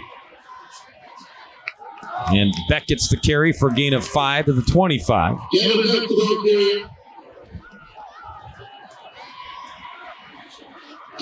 Boy, he makes more cuts in a 5-yard run than any other back you see. Just excellent, quick feet. Got some early Christmas caroling going on in the stands. Kids and their phones. Parents making those payment plans. 2nd down and 5. Walked her out of the gun. Kelch in motion. And Kelch on the jet sweep gets it, but didn't fool anybody for Arrowhead, especially Jose Ramos, that all-region team member. Yep, Jose Ramos. And again, Harvey's coming up there to give him a hand. And we touched on it earlier. I mean, it's just, this is a good matchup. I mean, the speed of each team is equally matched. The size is equally matched. The skill level.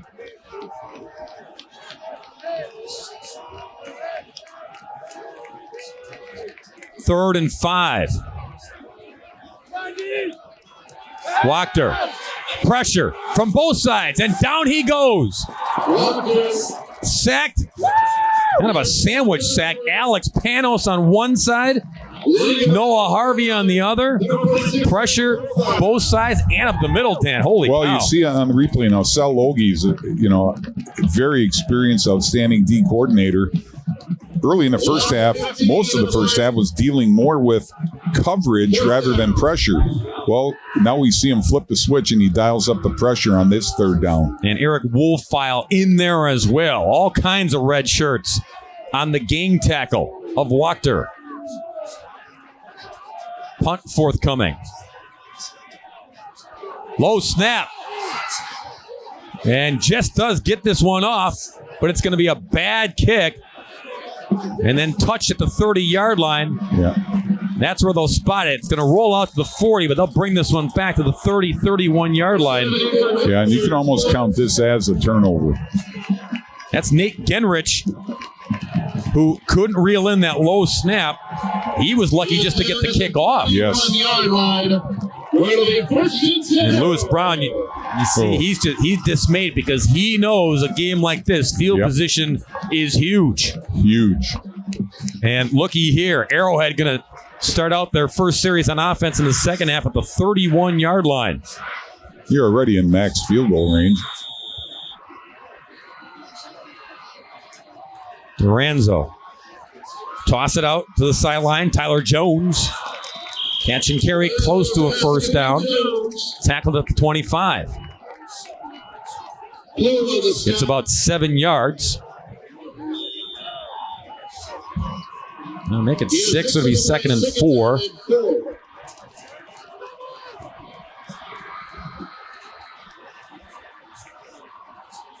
Bastion, look at the burst. Straight ahead, 1st down and more. Cuts to the outside. And Bastion inside the 5.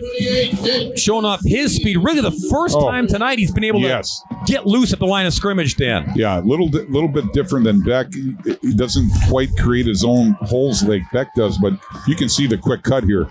Just one cut, breaks the tackle, almost takes it in. Over 900 yards rushing for Bastion. 9 touchdowns on the ground. 1st and goal from the 5.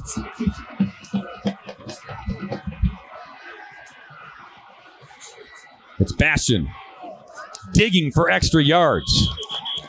Got about 2 or 3. Bastion, he played in the state title game as a freshman. And here he is as a senior trying to get back there one more time. 2nd and goal from the 3. Duranzo. Pitch to Bastion. Nowhere to go. And he's corralled for no gain. Duranzo had ideas of running it in himself, but that door closed quickly. Yeah, good disciplined defense by Franklin. So now, big play here. 3rd and goal from the 3. 3rd and goal from the 3. Everyone checking back at the home base on the Arrowhead sideline. Duranzo will dispense the information. Ready for the snap. It's Duranzo keeping it. Slides in for the touchdown, and Arrowhead has the lead. Ankle looks fine, Dan. Looks fine there. Yeah, you can see here he just finishes the run hard, just like a running back. Lowers his shoulder.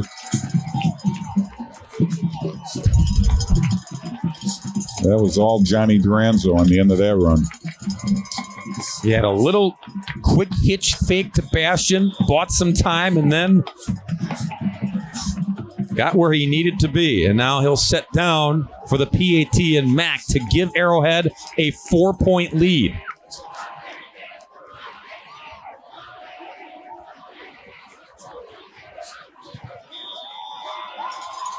Kick is no good. Whoa. Mac missed it. So, 3-point lead it is for Arrowhead. 13-10 our score. One more look at Johnny Duranzo. Yep. Duranzo. Just a read option keep, and he finished. He had no blockers out in front of him. It was all him. The surprise was Mac missing the PAT. Yeah, that was a big surprise. The wind, as folks in Wisconsin know, has been at gale force the last 2 days, but it's really died down tonight, yep. So not much of a factor. 5 plays after the shanked punt that set them up at the 31-yard line. And less than 2 minutes for Duranzo to punch it in from the 3. Yeah, every miscue in a game like this between these two heavyweights is magnified, and that certainly was that time. Yeah, you go back to Franklin missing the short field goal. Now Mac misses an extra point. See if it all adds up and factors in when it's all said and done. And again, Mac puts this in the end zone. Franklin's going to be starting at the 20 again instead of taking advantage of their good return men. He wails on this one. And in and out of the end zone, indeed. Mac skip goes in the end zone for a touchback. Chippewa Falls. Homestead led that game at the half, and now the Cardinals go up +9. Yeah, they've scored 10 points to none in the second half so far. Chuck Rakovich over Dave Keel. A lot of coaching years there going at it. Holy cow. Marquette trailing now 28-6 against Kimberly. Papermakers, another outstanding football team. No surprise, they're on their way to punch their ticket back to Camp Randall. Who will meet them? One of these two. Midway through the third quarter here. 1st and 10 from the 20. Wachter gives it the back. Dances to the outside. And nice tackle made by Noah Harvey. We've seen Beck stiff arm to pick up extra yards at the tail end of runs. Harvey that time knew it was coming. Yeah.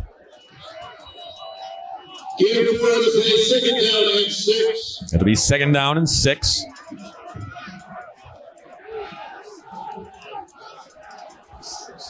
Ball to 25-yard line.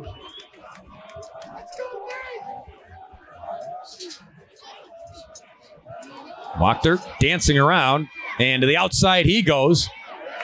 And nice tackle made. Ball's loose. Warhawks looks like they have it. And they do. And now Arrowhead gets a hit on the Franklin quarterback to cause a turnover. Matt Anderson came up with it. That was, Dan, it was like slow motion how this all happened. Yeah. And now the turnovers are even up, but this one may be costly for Franklin. Ball's at the 10. Yeah, he took off. Looked like he was going to get himself in a position to put him in a 3rd and short. Anderson returns the ball to the 10-yard line. Looked like Teddy Orlando popped it out on the tackle. And then Matt Anderson picked up the loose change. Close to having that knee down, but a lot of traffic, a lot of bodies in the way. Hard to see there. Almost like the ball bounced off the ground when he was still in his hand. Arrowhead knocking on the door again. And the handoff to Carson Myers. Penalty flags galore litter the field. First carry of the night for Myers. And it won't matter. It's a hold. So that'll march the Warhawks backwards. Let's go back to that hit and that fumble, Dan, and see if you can see the knee as he's reaching. Oh, I think he's down. He's on his backside. That's the question. Yeah, I don't know if he was on somebody or not, but it almost looked like his ball was in his hand, and his hand hit the ground, and the ball went up. Yeah. Looked like Ben was trying to reach and extend the play and get that extra yard. But again, there was a lot of traffic over there. Tough to see. Now, 1st and goal from the 22-yard line. Duranzo in trouble. He escapes. He's on the loose. And Johnny makes something out of nothing to the 15. And you have a penalty flag at the end of the run. I think this one's going to go against Arrowhead as well. Boy, they had the ball at the 10-yard line. They did. And they're going the other way. Mike Arndt, once again, will sort things out. But this will be back-to-back self-inflicted wounds here.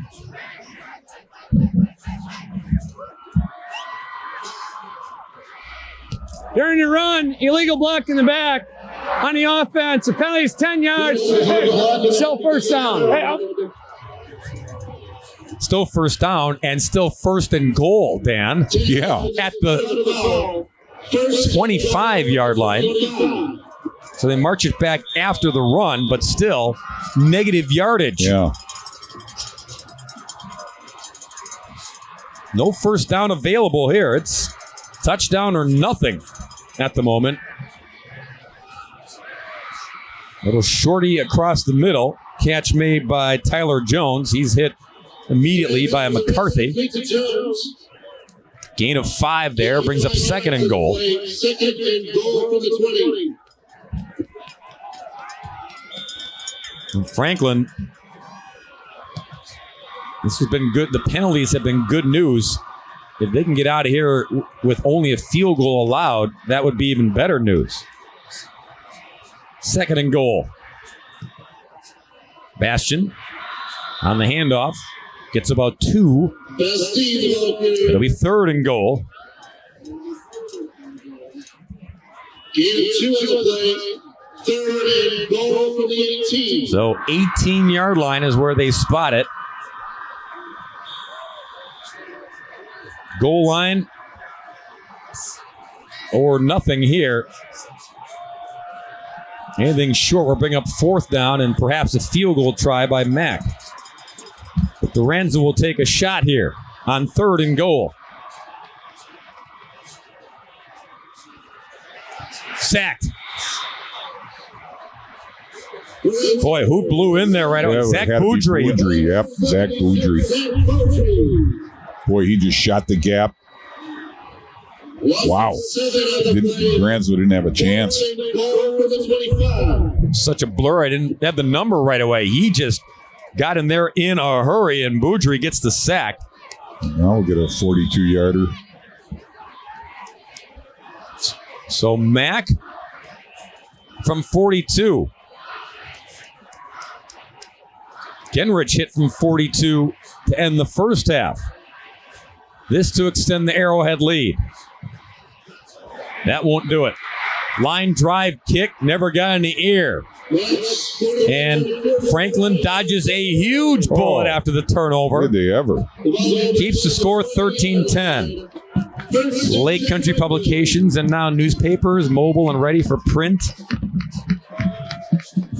And online, we are where you are. 13-10 our score. 28-13 the score at Titan Stadium in Oshkosh. Marquette gets another touchdown, but still some work to do against the Papermakers.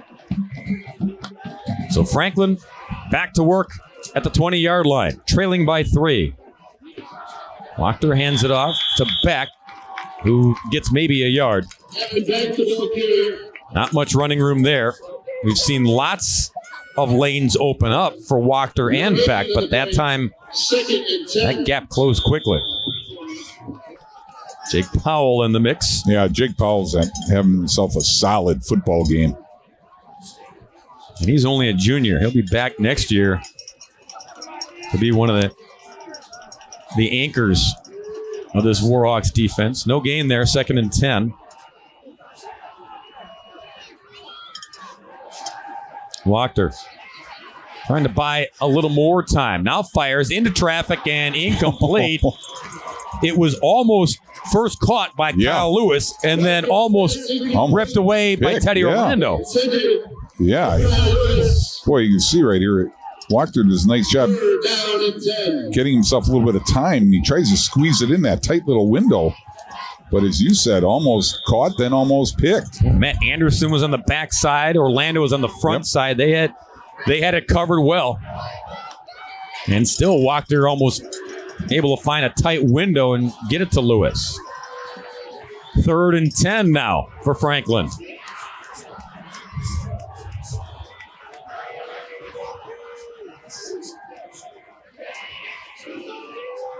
Wachter wants to go deep. Dancing in the pocket forever. Can't find an open man. Penalty flags fly. Wachter will run for the first down, but this one's coming back. There was a tackle in the backfield, and in fact, the Warhawk player who got tackled was slow to get up. I think that was Nate Schultz back there. Yeah, big time hold will wipe away the run and the first down.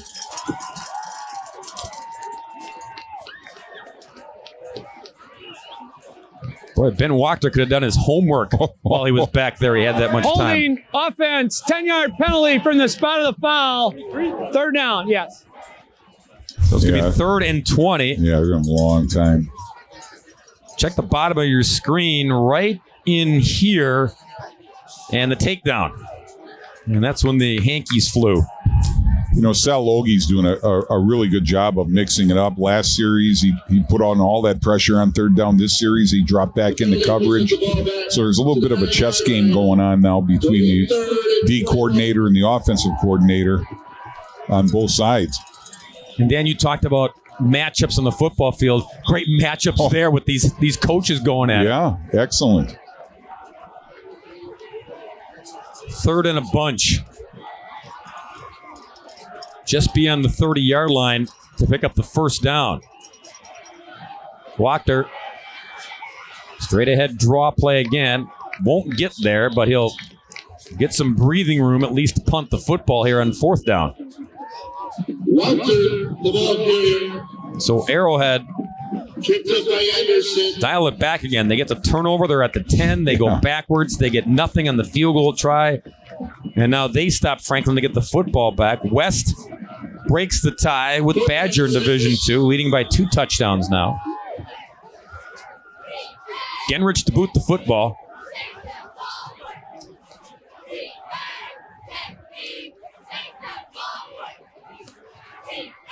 Bastion is deep.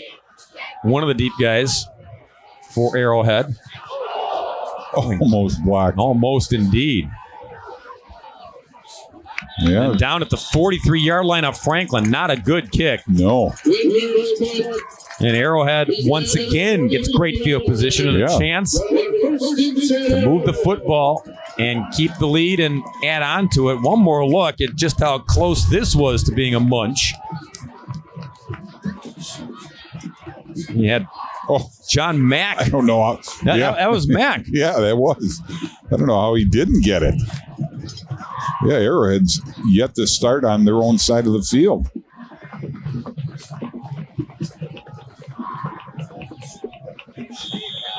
43-yard line is where Duranzo and company will set up shop. Bastian flanks him to the right.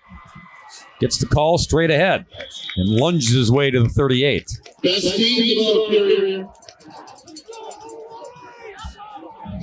And Oh, that's not good. Nick is nicked.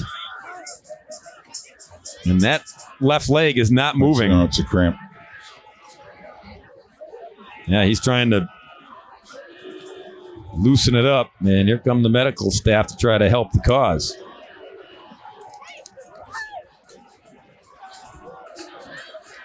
So one thing, you hate to lose kids, especially in a big-time football game, but something Franklin and Arrowhead both have, pretty good depth this year. Yep. So they've all got bodies waiting. Looks like Nick is back up.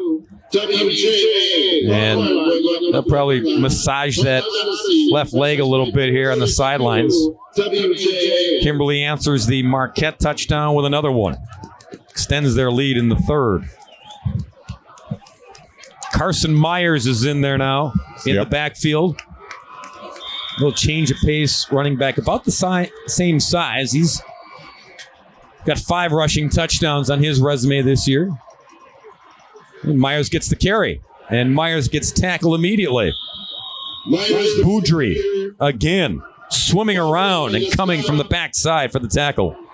Yeah, they got bookend defensive tackles on the outside, or defensive ends, Zach Boudry and Latron Kirk-Spruer. Good guys to have on the end of your line. Make it 3rd and 7 from the 40. Myers remains in there.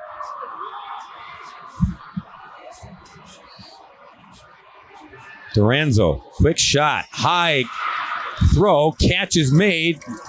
Perrette went and climbed the ladder to reel that one in. And going to be just shy of the first down. They'll do a measurement here. Yeah, nice grab. Really a balanced group of receivers, and you're seeing that on the distribution tonight. Yes. Yeah. And again, he made that catch right at the sticks. So out they come to see how close. It's close. Less than a yard. 4th and a foot, we'll call it.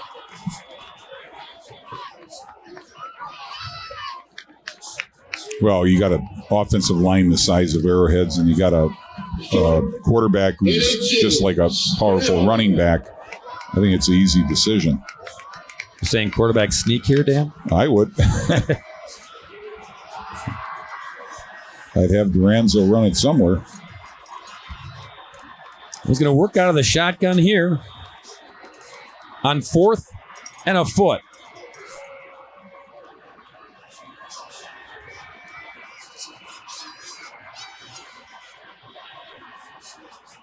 Well, we'll give it to Myers. And he got the first down. Yep. What do we know, right? So a fresh set of downs for the Warhawks. Under a minute to go in the third quarter. Papandrea comes in to the backfield.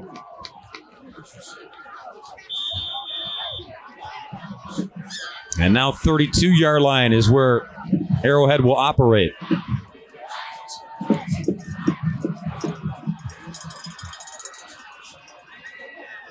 Duranzo still with it. Knocked out of bounds to the 28-yard line.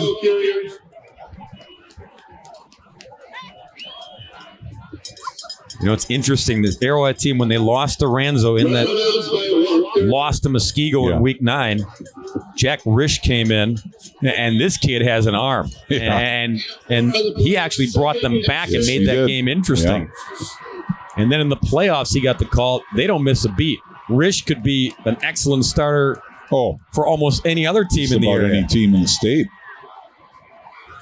Papandrea with a little shovel toss from Duranzo.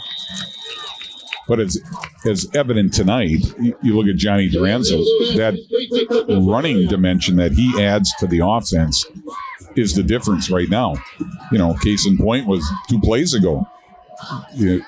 By all rights, probably should have been a 5-yard loss. He shakes the tackle and turns it into a 5-yard gain. Yeah, that's the extra element that number 12 brings. Trying to get one more playoff here before the quarter ends. And they won't do it. They'll turn things around and get ready to kickstart the 4th quarter of this Level 4 Division I playoff game. 13-10, Arrowhead leads on Johnny Football. Well, this Arrowhead version at least, getting into the end zone.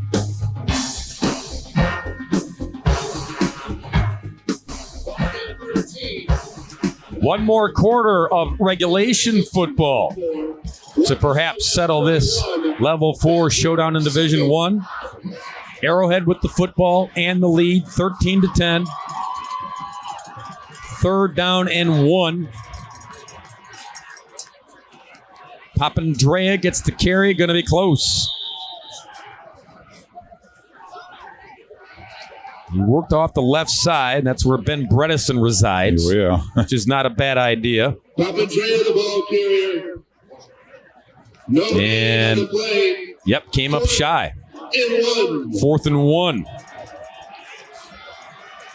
No John Mack. Offense stays put.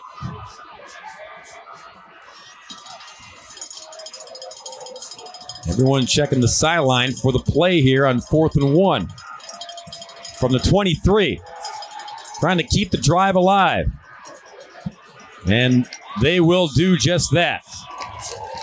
Off the right side this time, Spencer Papandrea got the carry and the call and the first down. Again, here you see the big offensive line coming off low. Gets your running back, lowers his pads on McCarthy's there to hit him, but he had enough finish to his run to get the first down. You're getting to a point here, Bob, where you're going to run into this. It's going to get into the heads of the Franklin players and coaches. When you get mired in one end of the field, it just starts to play head games with you. That entire 3rd quarter was played on one half of the field. Now here we are in the 4th quarter. We're still on that half of the field. All right. Not sure what happened there. They blew the whistle, but no penalties and no timeout was called. Just a do-over. 1st and 10 from the 20.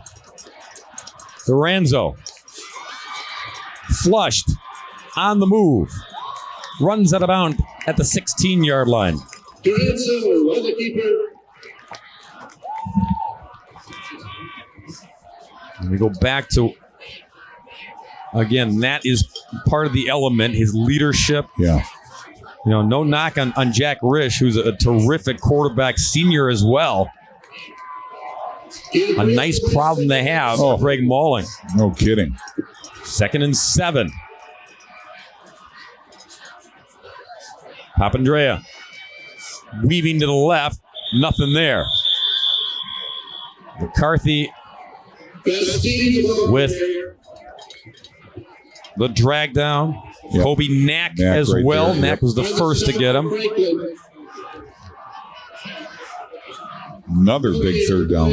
3rd down and 7. Bastion's back in there. Got the carry there. I thought that was Papandrea, but Nick returns to try to help this drive along. 3rd and 7 now.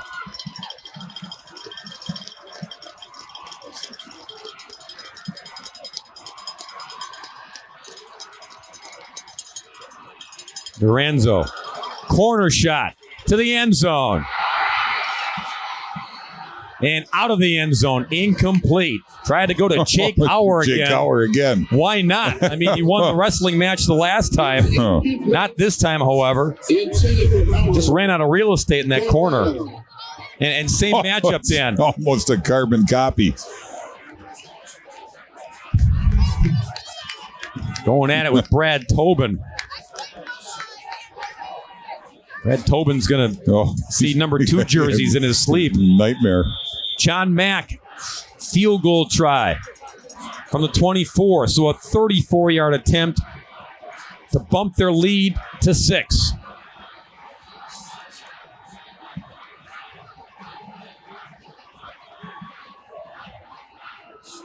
Snap, set down, kick. No good. Oh, my goodness. Push that one to the left. So we play on with Arrowhead up only by 3. Let's see what he got. A good snap, good hold. He just pulled it. By that much. I bet he hasn't done that all year, practice or game. Homestead rallies back, leads Chippewa Falls in the 4th. What a game that is in Division 2. So Franklin, once again, dodges the proverbial bullet. 1st and 10 from the 20, trailing by 3. Wachter squares up, fires downfield. Lewis is there. Catch is made by Kyle for a first down. Lewis found a little area to his liking downfield, settled in and reeled this one in. Yeah. Nice. Again, the key is Wachter getting the time, gets the ball out quick, hits him in stride. Getting close to that midfield crossing. Out to the 45, so a gain of 25. 1st and 10, Franklin. Back to the ground. Beck. He'll get 3 yards when it looked like -1 to start on the handoff. Yeah, nice quick jump cut just to get something out of nothing. Winding down to the 9-minute mark of regulation.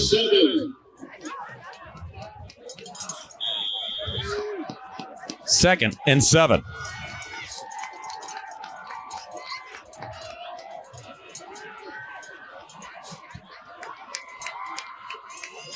Wachter will roll. Sideline toss. Beck is there. First down at the 41-yard line. Multi-talented young man. Yeah, nice job. Again, Beck, he's the wild card. He's a tough one to cover out of the backfield. We didn't mention that he's also a terrific return man when teams dare to kick it to him. When they do.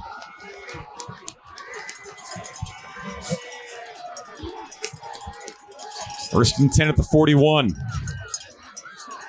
Beck.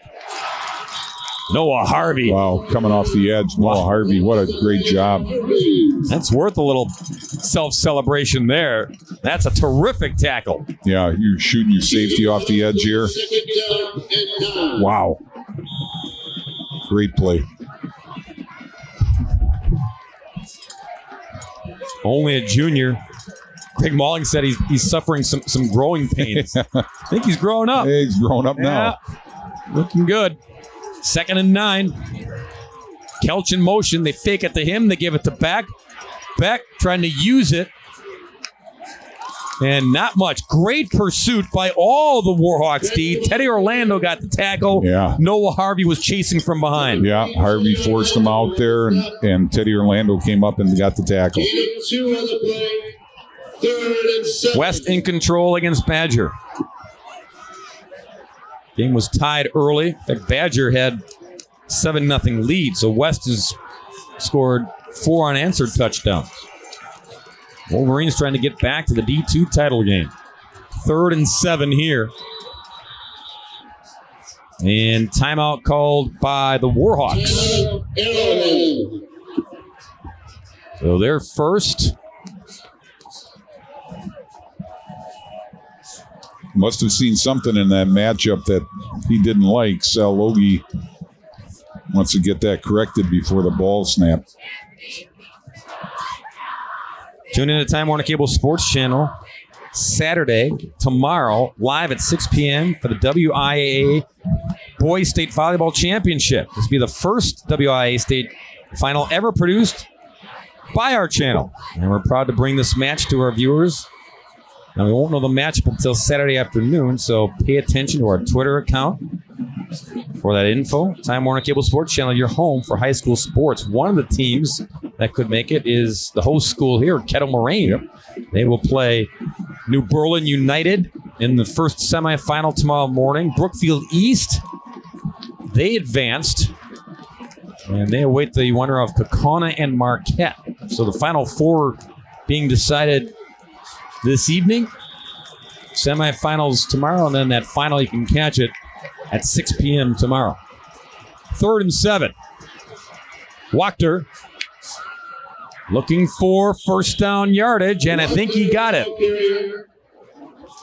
Patiently kept the feet moving, kept the pile moving. And it's going to be right at the marker. Good play call by Jeff Klemp, the offensive coordinator. Didn't stick the football out for that final lean down that time. He cradled it. Yeah, not taking any chances. Well comes the chain gang. Short. Less than a yard. 4th and a foot or so. Yeah, here comes Bredesen in on defense. Yeah, Ben Bredesen, 6'5", 305, and chiseled. Yeah. He's number 74, usually doing his damage in the offensive line. They bring him here to try to be a run stuffer. You'll probably be right over their top lineman, Sam Ritz.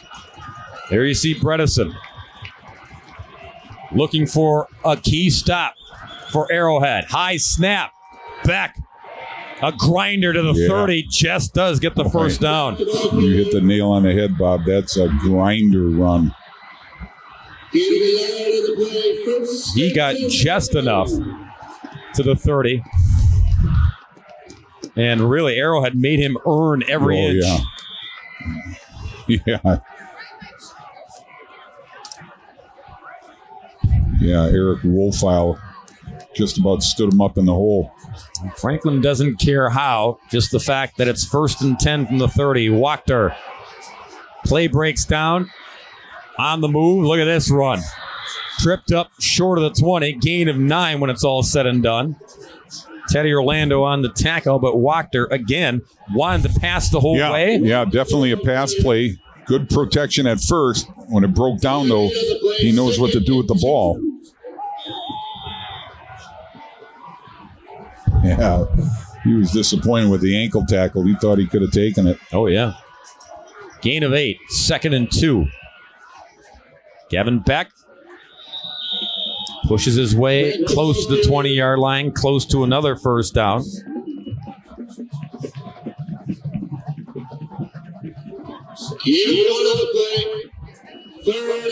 It's going to be short. 3rd and 1. Winding down to 6 minutes left in regulation. Wow. It's moving fast, partner. Yes, it is. And all that means is that touches, chances, opportunities are limited both ways. 3rd and 1 for Franklin. High snap, reeled in. First down and more. Beck trying to go to the end zone. And he's in for the touchdown. Nifty 21-yard run for Gavin Beck, and Franklin regains the lead. Wow, he makes this look effortless. Just off the left side. Great blocking out there. Untouched into the end zone. Got his little signature hop over the last attempted tackle and into the end zone. 25th rushing touchdown of the year for the senior. Now, critical PAT attempt, and it's good. That makes it a 4-point lead for Franklin, 17-13. One more look. Just needed a yard for the first down. To heck with that. Oh, great job off the left tackle, Mike Dobrensky, doing what he's done all year long. Sealed the edge. Beck pops it out. Goes untouched. And the Franklin faithful thrilled that their team is back in front for the moment. 10 plays, impressive 80-yard drive in just over 40 minutes. And again, Beck didn't settle for the first down run. He got 6, and the PAT makes it +4 for Franklin. Kimmich to kick off for Franklin. Best team. And now, the Warhawks. That's the first time Arrowhead's going to touch the ball in their own territory in the second half. There's 5:40 left in the game. Yeah, this will be foreign to them. See one of the deep men, Tyler Jones. And again, just over 5 minutes left. Not many opportunities remain. Jones will have to go to his right, reel it in at the 8. Cuts back to his left, gang tackled at the 18. Kobe Knack does it all. Yeah, great coverage here. Their returns have been good all night long, but boy, Franklin had a determined kickoff coverage team out there. Dare I say he has a knack for the football? No, I won't. Oh, no, it's too late. You did already. Yeah, okay, sorry. 1st and 10 from the 19, Johnny Duranzo.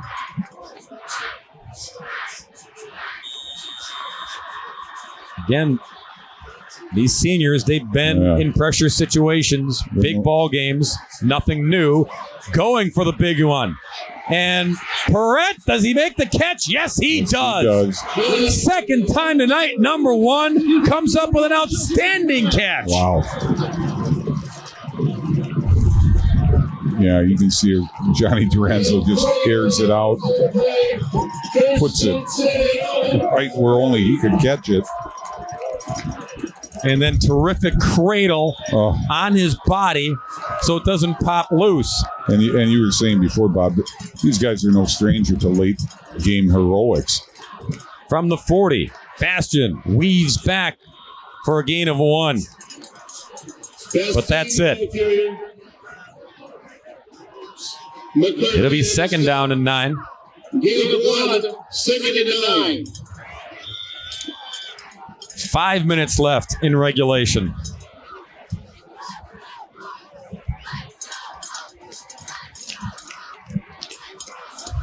Yeah, if you're Ben Wachter out there, I mean, Ben's as good a defensive back as they have. Not only is he a quarterback, he's right in position. Yeah, coverage was great. Great coverage. Duranzo with time. Goes to the end zone. It's incomplete. That was intended for Andy Miller. Coverage downfield, Tyler Weber. Had a chance to look them all over, Dan. Oh, you had all the time in the world. Weber, nice play.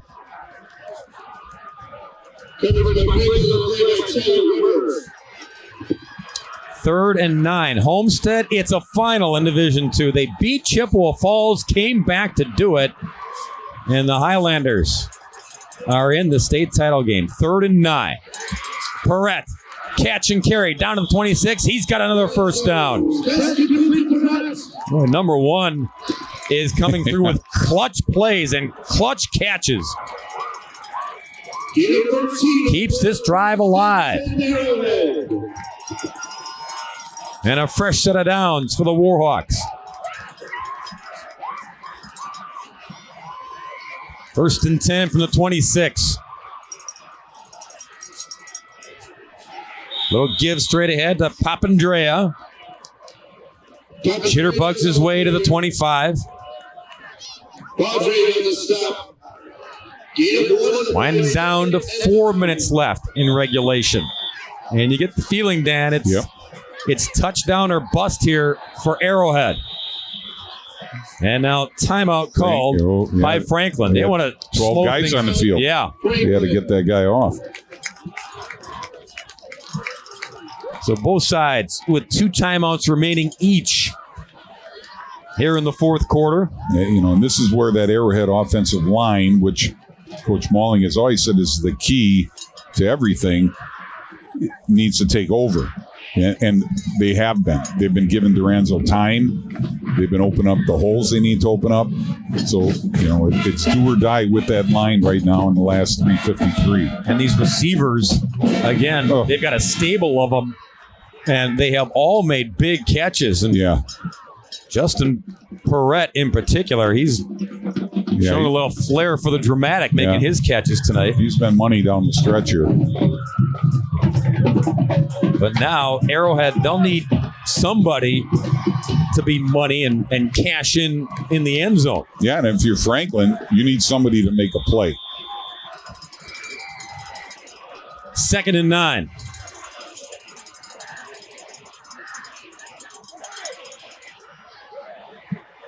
Duranzo, all kinds of penalty flags and early movement. And it's going to go against Arrowhead. Yeah, there was an illegal shift that there was some flinching and moving, and not everyone on the same page for the Warhawks. And you see the guy who made the play was one of their playmakers, Latron. Illegal motion, They'll decline offense. that. That penalty is declined. The result of the play is 3rd down. Yeah, you'll take the sack and take the down as well. Yes, exactly. And you force Arrowhead's hand here 3rd and 13. on 3rd and 13. Keep your eye on number 1. He's at the bottom of your screen. Duranzo rolls away.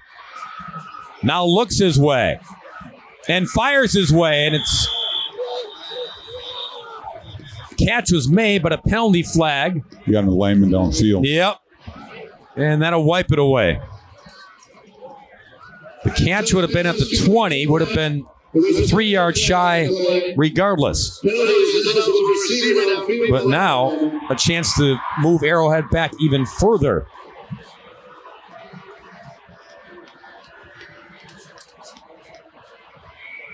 Now, if the Sabres decline it, then you're bringing up 4th and 3. Right.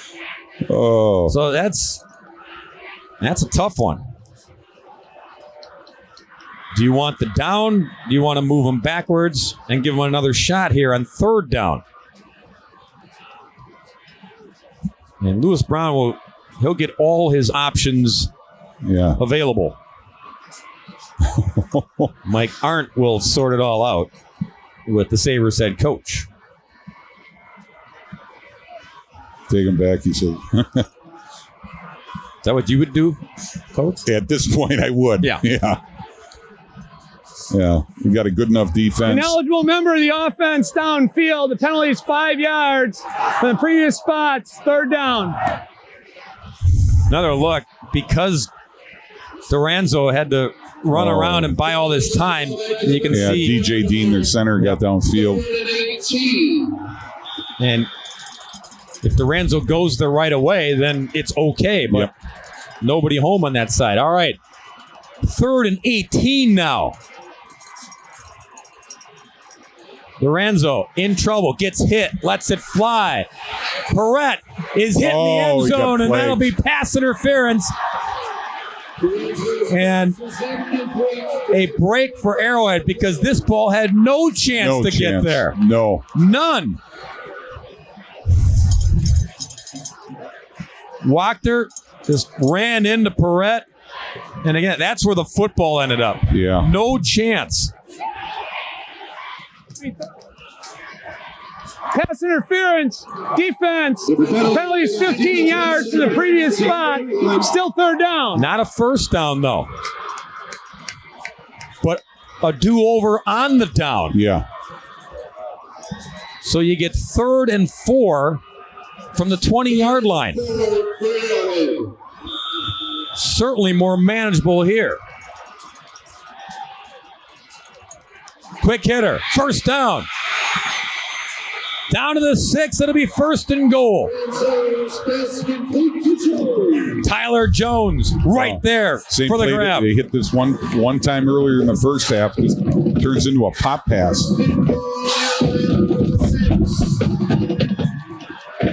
1st and goal, Arrowhead from the 6-yard line.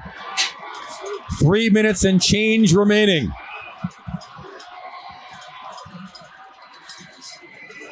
Bastion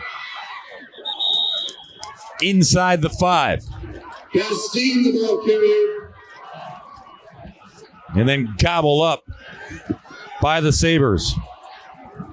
2:50 left in regulation. 2nd and goal, Arrowhead. You three on the play, 2nd and goal for the Green.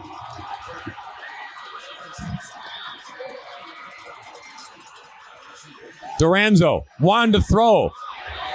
And he does, and it's a touchdown. Penalty flag, hold everything. Hold everything. And it's holding on Arrowhead. So wipe away the Brett Favre, Aaron Rodgers shovel toss that would have been the go-ahead score. Wow.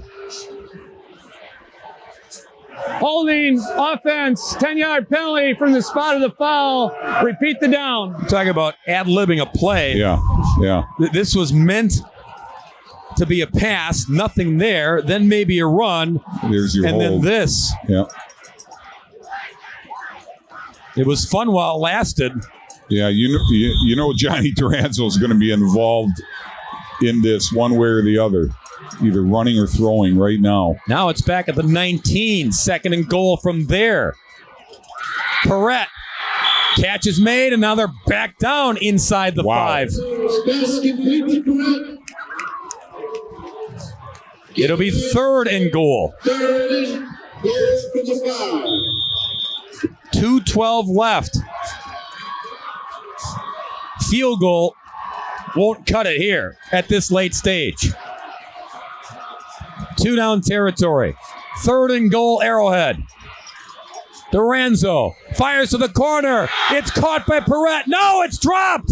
Oh, my Incomplete. He had it and was popped. And the football came out. Intended for Perrette. 4th and goal.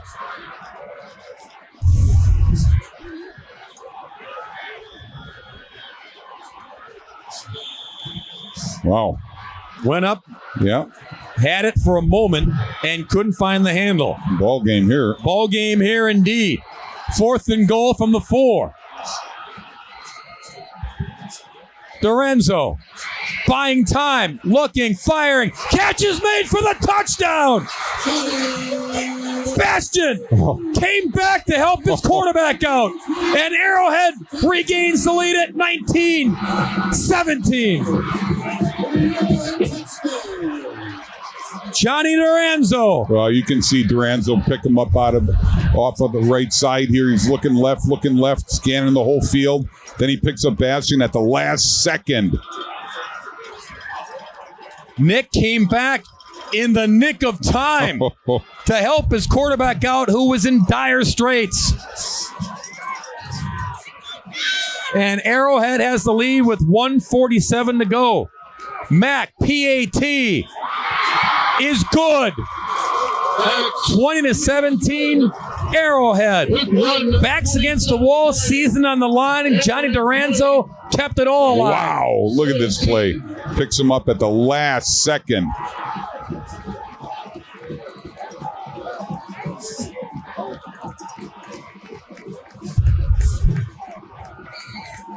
And still time left. Oh, yeah. For some more drama. 1:47 to go. Look at this drive.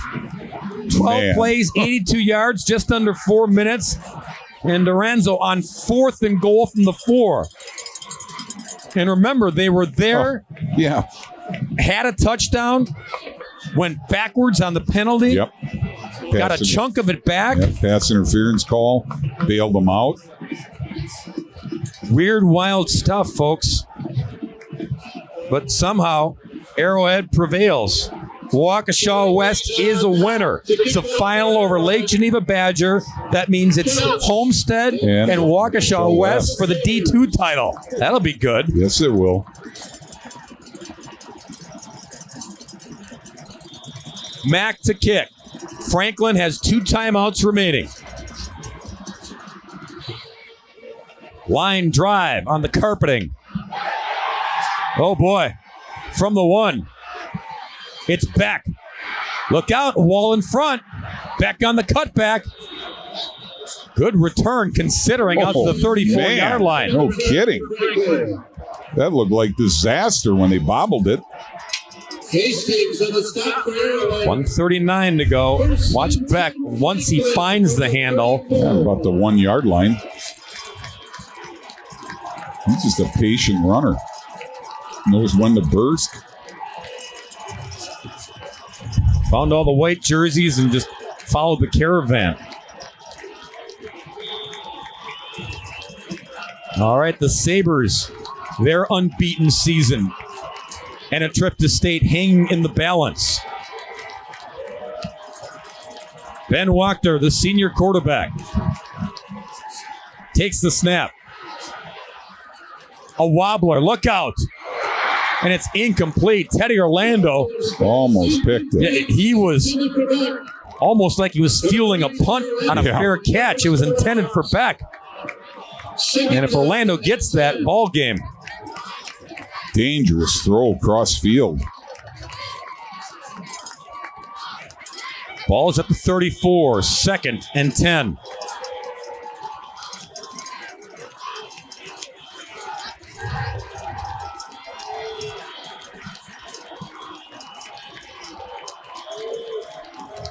Better hurry here. Don't want to burn a timeout. No. Can't get a delay of game either. Hit the snap up. Your bodies were moving. Yep. And that looked just confused from the get-go. And it'll cost them 5. Snap, false start, offense, 5-yard penalty, or replay, 2nd down.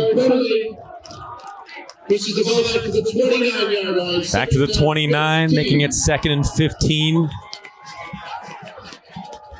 Now, you didn't want that, but you also didn't want to burn a timeout. No. So it was either get that snap off, and they couldn't do it. So it cost them 5.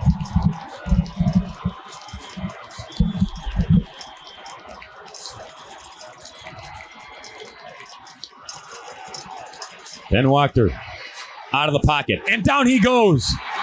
Not out of the pocket for long. Eric Wolfile was there for the takedown.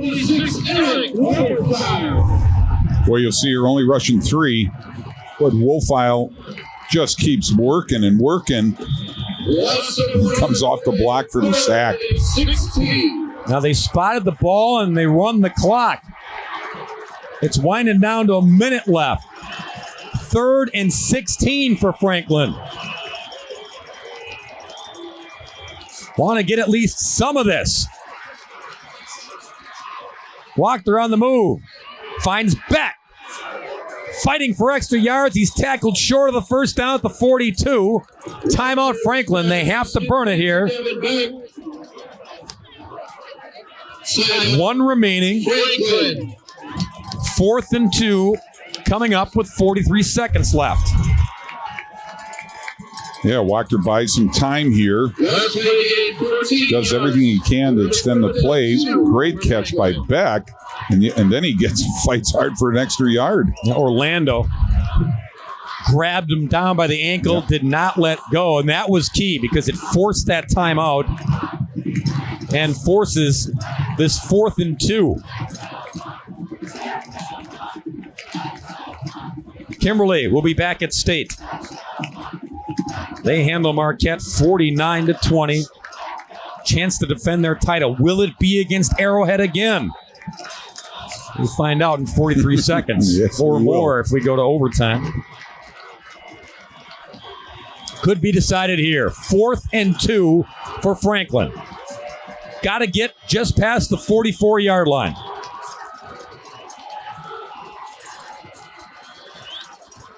Wachter on a draw play. That'll be a first down for Beck.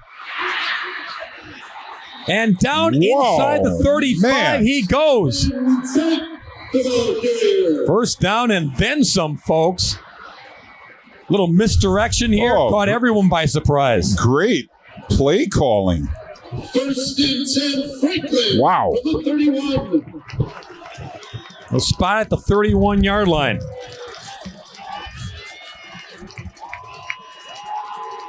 Fresh set of downs. Still breathing.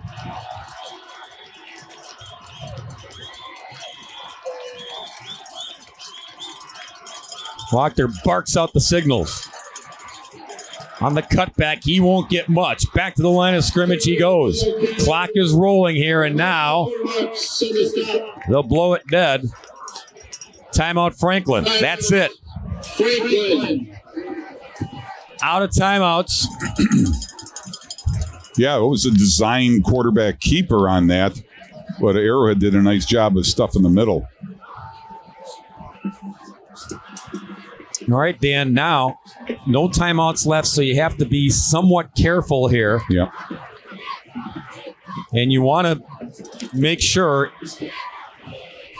that you can at least get a field goal try here to try to send this game to overtime. Can't take a sack. And if you do, then everyone has to hustle back.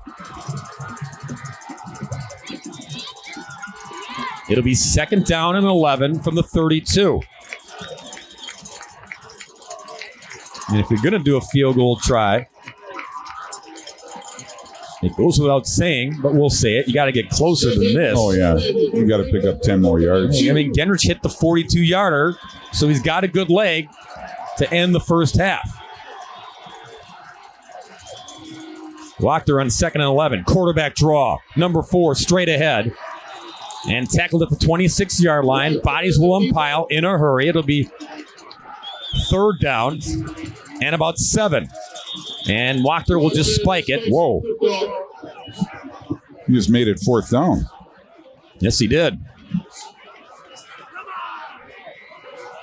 And never mind, Arrowhead called timeouts. Timeout, Arrowhead. Before the snap. That'll help Franklin. Because you're right, Dan. Yeah. If they spike it there, then it's 4th down and you have no choice. Right.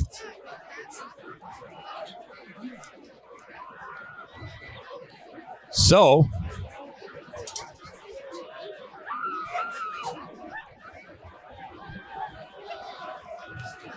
Arrowhead, they're down to 1 timeout. Ball spotted at the 27-yard line.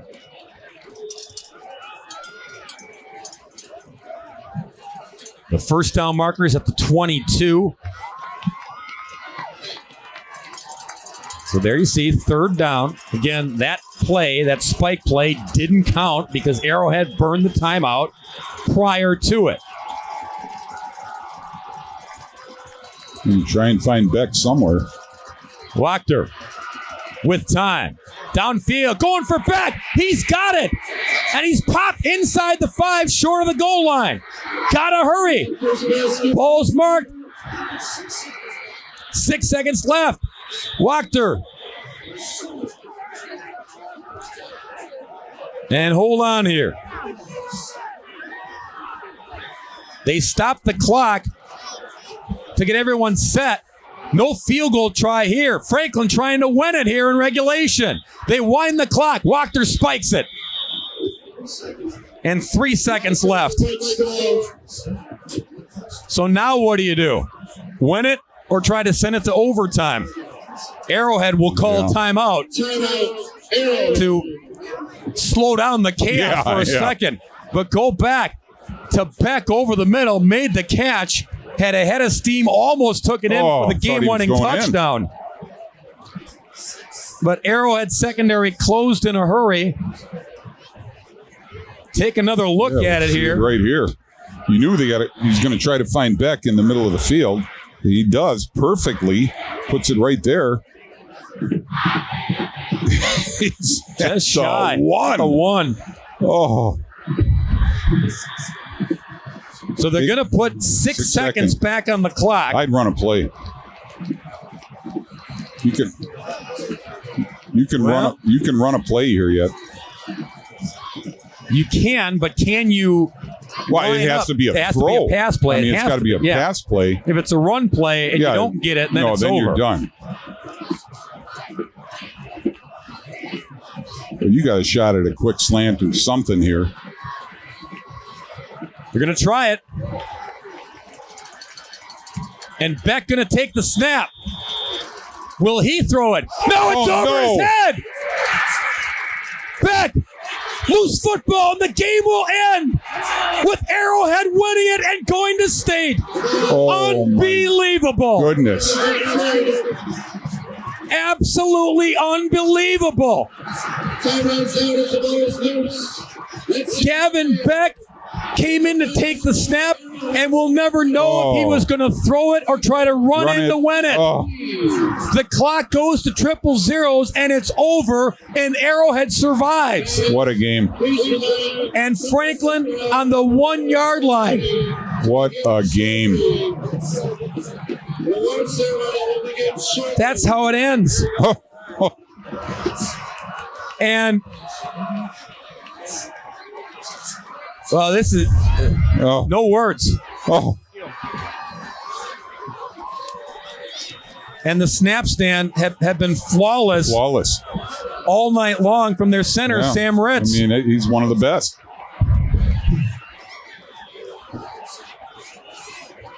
So that's how it ends, folks. In regulation, and Arrowhead. Big, deep breaths and sighs of relief in the handshake line. They are survivors. They get a chance at Kimberly again for the Division I title next week at Camp Randall. 20-17 is the final.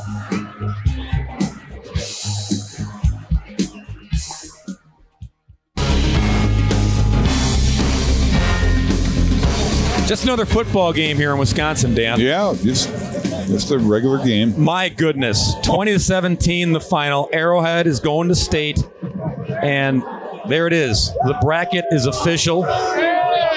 Kimberly and Arrowhead for the second consecutive year. Papermakers took care of Marquette. Arrowhead hangs on, and Greg Malling can finally smile. He can finally exhale.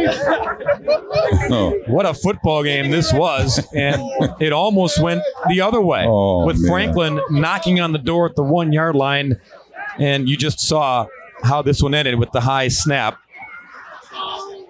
But this time of year, in this bracket especially, it doesn't matter how you get there. That group just happy to get there. Yep, absolutely. Let's listen in and catch a little of the post-game speech here from Greg Malling. We get a banquet that's really a pep rally. We get sausages this week. We get to keep practicing, and we get to finish where you always finish. That sums it up for Arrowhead football. They're used to that. Yeah. What a game this was. And man. Dan, the buzzword that we've been talking about all night long, and we talked with the coaches on the field before the game, it was matchups. And again, sometimes, and Greg Malling said it, he goes, sometimes, he even had this when he was coaching out in the Baltimore area. He said there were teams that we could run through our league, but there was one team that we just didn't have a good matchup. Yep. And sometimes matchups are the difference in this one, but both coaches said this is a very evenly matched football game. And the scoreboard and how it ended shows you just how even it was. Second half highlights, we'll rewind the tape here to show you how this one played out. It was Franklin up 10-7 at the half. Arrowhead, they score in the third quarter. Johnny Duranzo engineers a drive, takes it in from the 3, makes it 13-10. Franklin's turn. Beck, 21-yard run down the sidelines in the fourth quarter. Franklin on top, 17-13. But Arrowhead, they were driving a elongated drive, and the first shot to Perrette bounced out of his hands in the back of the end zone. Then finds some time, finds Bastion for the touchdown. 4 yards out, 20-17. But Franklin, one last crack here with under 2 minutes to go, and Gavin Beck. He went out. He went down swinging, didn't he, Dan? Yes, he did.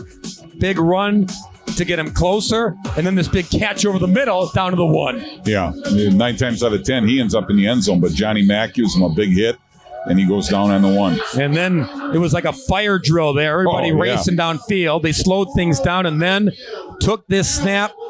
Beck never got his hands on it, and that's how it ends. And there is another plaque that will go in the ginormous trophy case up in Merton. Again, Arrowhead has won state 6 times. They've been runners-up 6 times. They'll bring home some sort of hardware when they face off with Kimberly next Friday evening at Camp Randall. And Dan, you go back to that last play and Franklin going for the win. It looked like it was going to be a run play straight ahead. Sure. They were going to live and die with Beck trying to carry it into the end zone. Absolutely. You know they were. And it's unfortunate we didn't get to see that play out because that's what you want to see in a game of this magnitude. Passing around that plaque and chance for some photo ops there with the big fella, Ben Bredesen, number 74. Jim Harbaugh can't have him just yet. He's got one more football game to play. Yeah. And that offensive line, they were picture perfect tonight, weren't they, Dan? In many respects. Especially down the stretch. Yeah, they gave Duranzo time and gave the running game more holes to open up. Holes that weren't there really in the first half of this one. Yeah, absolutely. Yeah, but again, to Franklin's credit, they didn't fold up their tents. You know, it was all Beck on that last drive, starting with the kickoff return. Took them out to respectable field position, then took them all the way down to the 1. These are second half numbers, and they look a lot like the first half numbers. Passing yards went up. Again, Duranzo got some more time in the pocket, and that helped increase those numbers as well. The turnovers were big for Franklin. That helped tilt that field position. And they didn't always, Arrowhead didn't always cash in, but. No, but the key there was Franklin didn't have the ball. They limited Franklin's possessions. And Franklin's, as good a defense as they are, they need to have the ball on offense. All right, down there in that pile somewhere, we were able to corral head coach Greg Malling to join us and talk about this one. Coach, congratulations. How's the heartbeat right now? It's how it is every game with these guys. I don't know what you know that they don't make anything easy. No, they sure don't.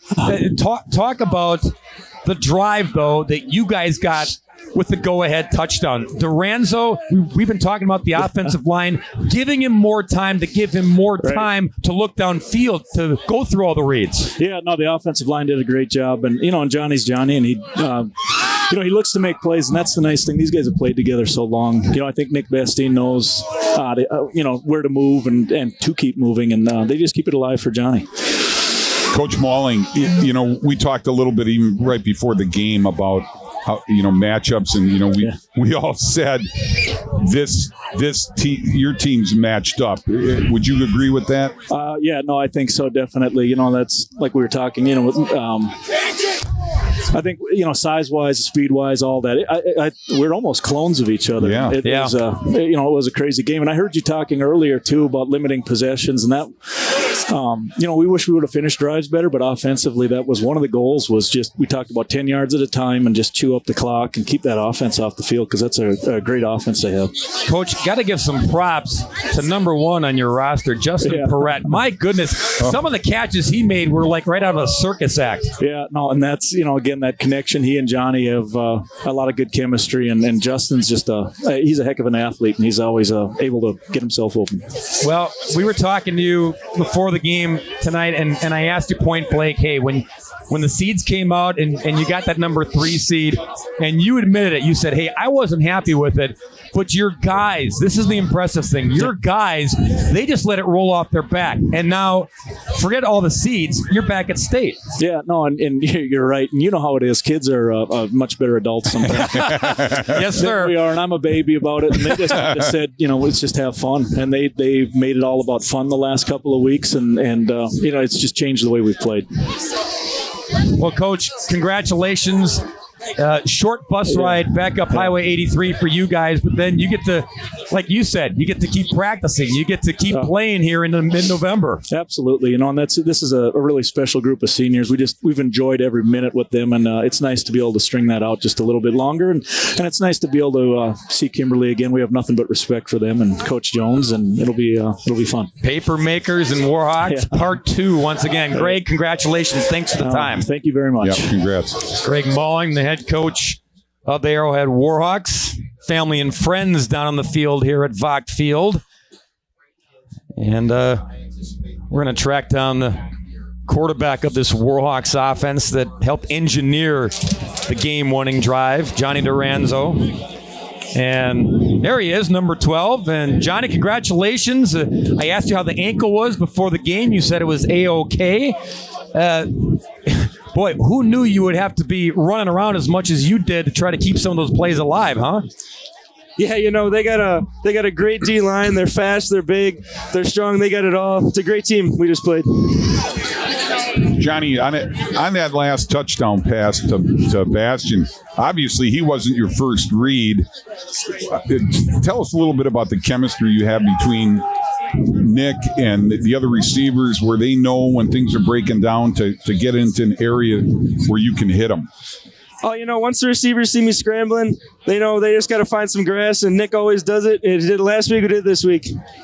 I want to know how you hooked up with Justin Perrette. A couple of the catches he made, I mean, come on, Johnny. You just threw it up for grabs, and Justin bailed you out, didn't he? Oh, yeah, Justin. he knows how to adjust to the ball. I just throw it up. I know he's going to get it. You know he's going to get. Well, he made some terrific catches. And I want you to get a chance here to give credit to your offensive line, because it looked like you had a lot more time in the second half to sit in the pocket.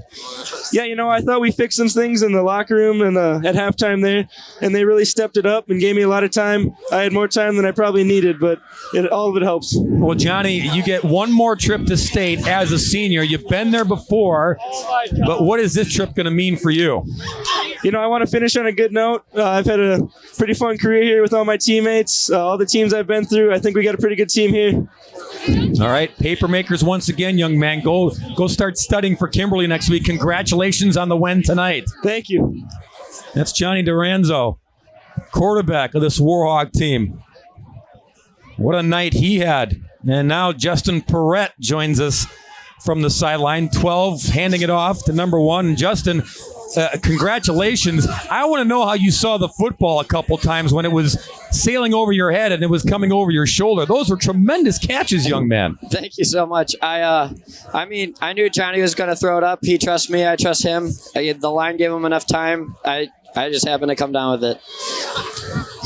Justin, those catches were so impressive, but the thing that really stands out is that, Johnny's got such confidence in you, but he's got confidence in all of your receivers. I mean, we saw the catch that Jake made in the corner of the end zone, almost made another one later in the second half. I mean, talk a little bit about the chemistry that you receivers have with Johnny. I mean, Johnny is really good friends with all of us. We play 4 receivers for a reason, because he trusts each and every one of us, and he knows we can make plays as well as we know he can make plays. So, it's, I guess. Yeah, no, I hear you. Well said. Now, be honest. When you're the offense and you got the lead, but you're on the sideline, and here's Franklin down at the 1-yard line, what's going on in your gut? I don't even know what happened. I was just looking at the ground, praying that something good would happen for us, and it happened to. That's a good place to be. Just don't even look. It's not worth it. Well, it all worked out for you guys in the end. Justin, congratulations. Terrific game, and another trip back to state for you and the Warhawks. Yep. All right. Thank you so much. You're welcome. Thank you. That's Justin Perrette, and one more shot to talk to some of the guys here who you can see the elation. And there's Nick Bastian. Now, say your last name. Is it Bastian or Bastien? Bastien. Yeah. I apologize. I've been butchering it all night, young man. I apologize for that. But congratulations on the win. I want you to talk about the difference between the first half and the second half of this one. Not much running room in the first half, was there? No. Franklin has a good defense. They had a good run defense against us. We couldn't really get anything going. So at halftime, we just talked about it, got what we needed to do to fix it. We see you and we see Franklin matched up, and we talked to Coach Malling about what a great matchup it is. It's kind of like, do you take it upon yourself when you're playing a team like Franklin, who's got a kind of a carbon copy of you and Gavin Beck, And is that fuel your fire a little bit to play just a little bit harder when you're matched up with somebody who's very similar to you? I mean, not really. You just want to do it for the team. I mean, whatever it takes to win the game for you. What it took for you guys to win the game, the fourth down play, when Johnny's running around, he's running for his life, the play breaks down. Talk about what you saw and how you came back to help your quarterback out. Well, I had a swinger out on the outside, just like last week, actually. And I saw Andy Miller in the corner of the end zone with a defender on him, and I looked up, and there's no one there. So I just kind of trickled forward a little bit and saw Johnny rolling out, and he saw me, and I just thought, catch the ball and get into the end zone. Yeah, you did just that, and in from 4 yards out, what proved to be the game winner. And I'll ask what I just asked Justin. Now you're on the sideline. Here goes Franklin the other way down to the 1 yard line. What are you and the offensive guys thinking? Well, I was actually on the sideline all the way down by where they caught the ball, and then when we called the timeout, I walked all the way back. I didn't think I could watch, but I just had to. You got more guts than a lot of guys. Back to state for your senior year. You were there as a freshman. What's this trip going to be like? Fourth year in a row. I mean, it's pretty fun. We lost Kimberly last year, so I mean, we want to beat them this year. Well, you get them once again, and congratulations on a return trip to state. Nick Bastine. Congratulations, young man. Thank you. And that'll do it for us for this Level 4 football game. It was a doozy, and what a season it was here on Time Warner Cable Sports Channel. Partner. Wow. It was fun, wasn't it? Oh, what a grand ending. Indeed it was. And I want to thank our entire crew for gutting it out in all the elements. They do a tremendous job week in and week out. And that'll do it for us. For my partner, Dan Brunner, and our entire crew, Bob Brainerd saying so long from Kettle Moraine High School here in Wales. Once again, the final score in regulation, it ends. Arrowhead back to state, knocking off Franklin 20-17. The preceding has been a presentation of Time Warner Cable Sports Channel. Good night, Wisconsin.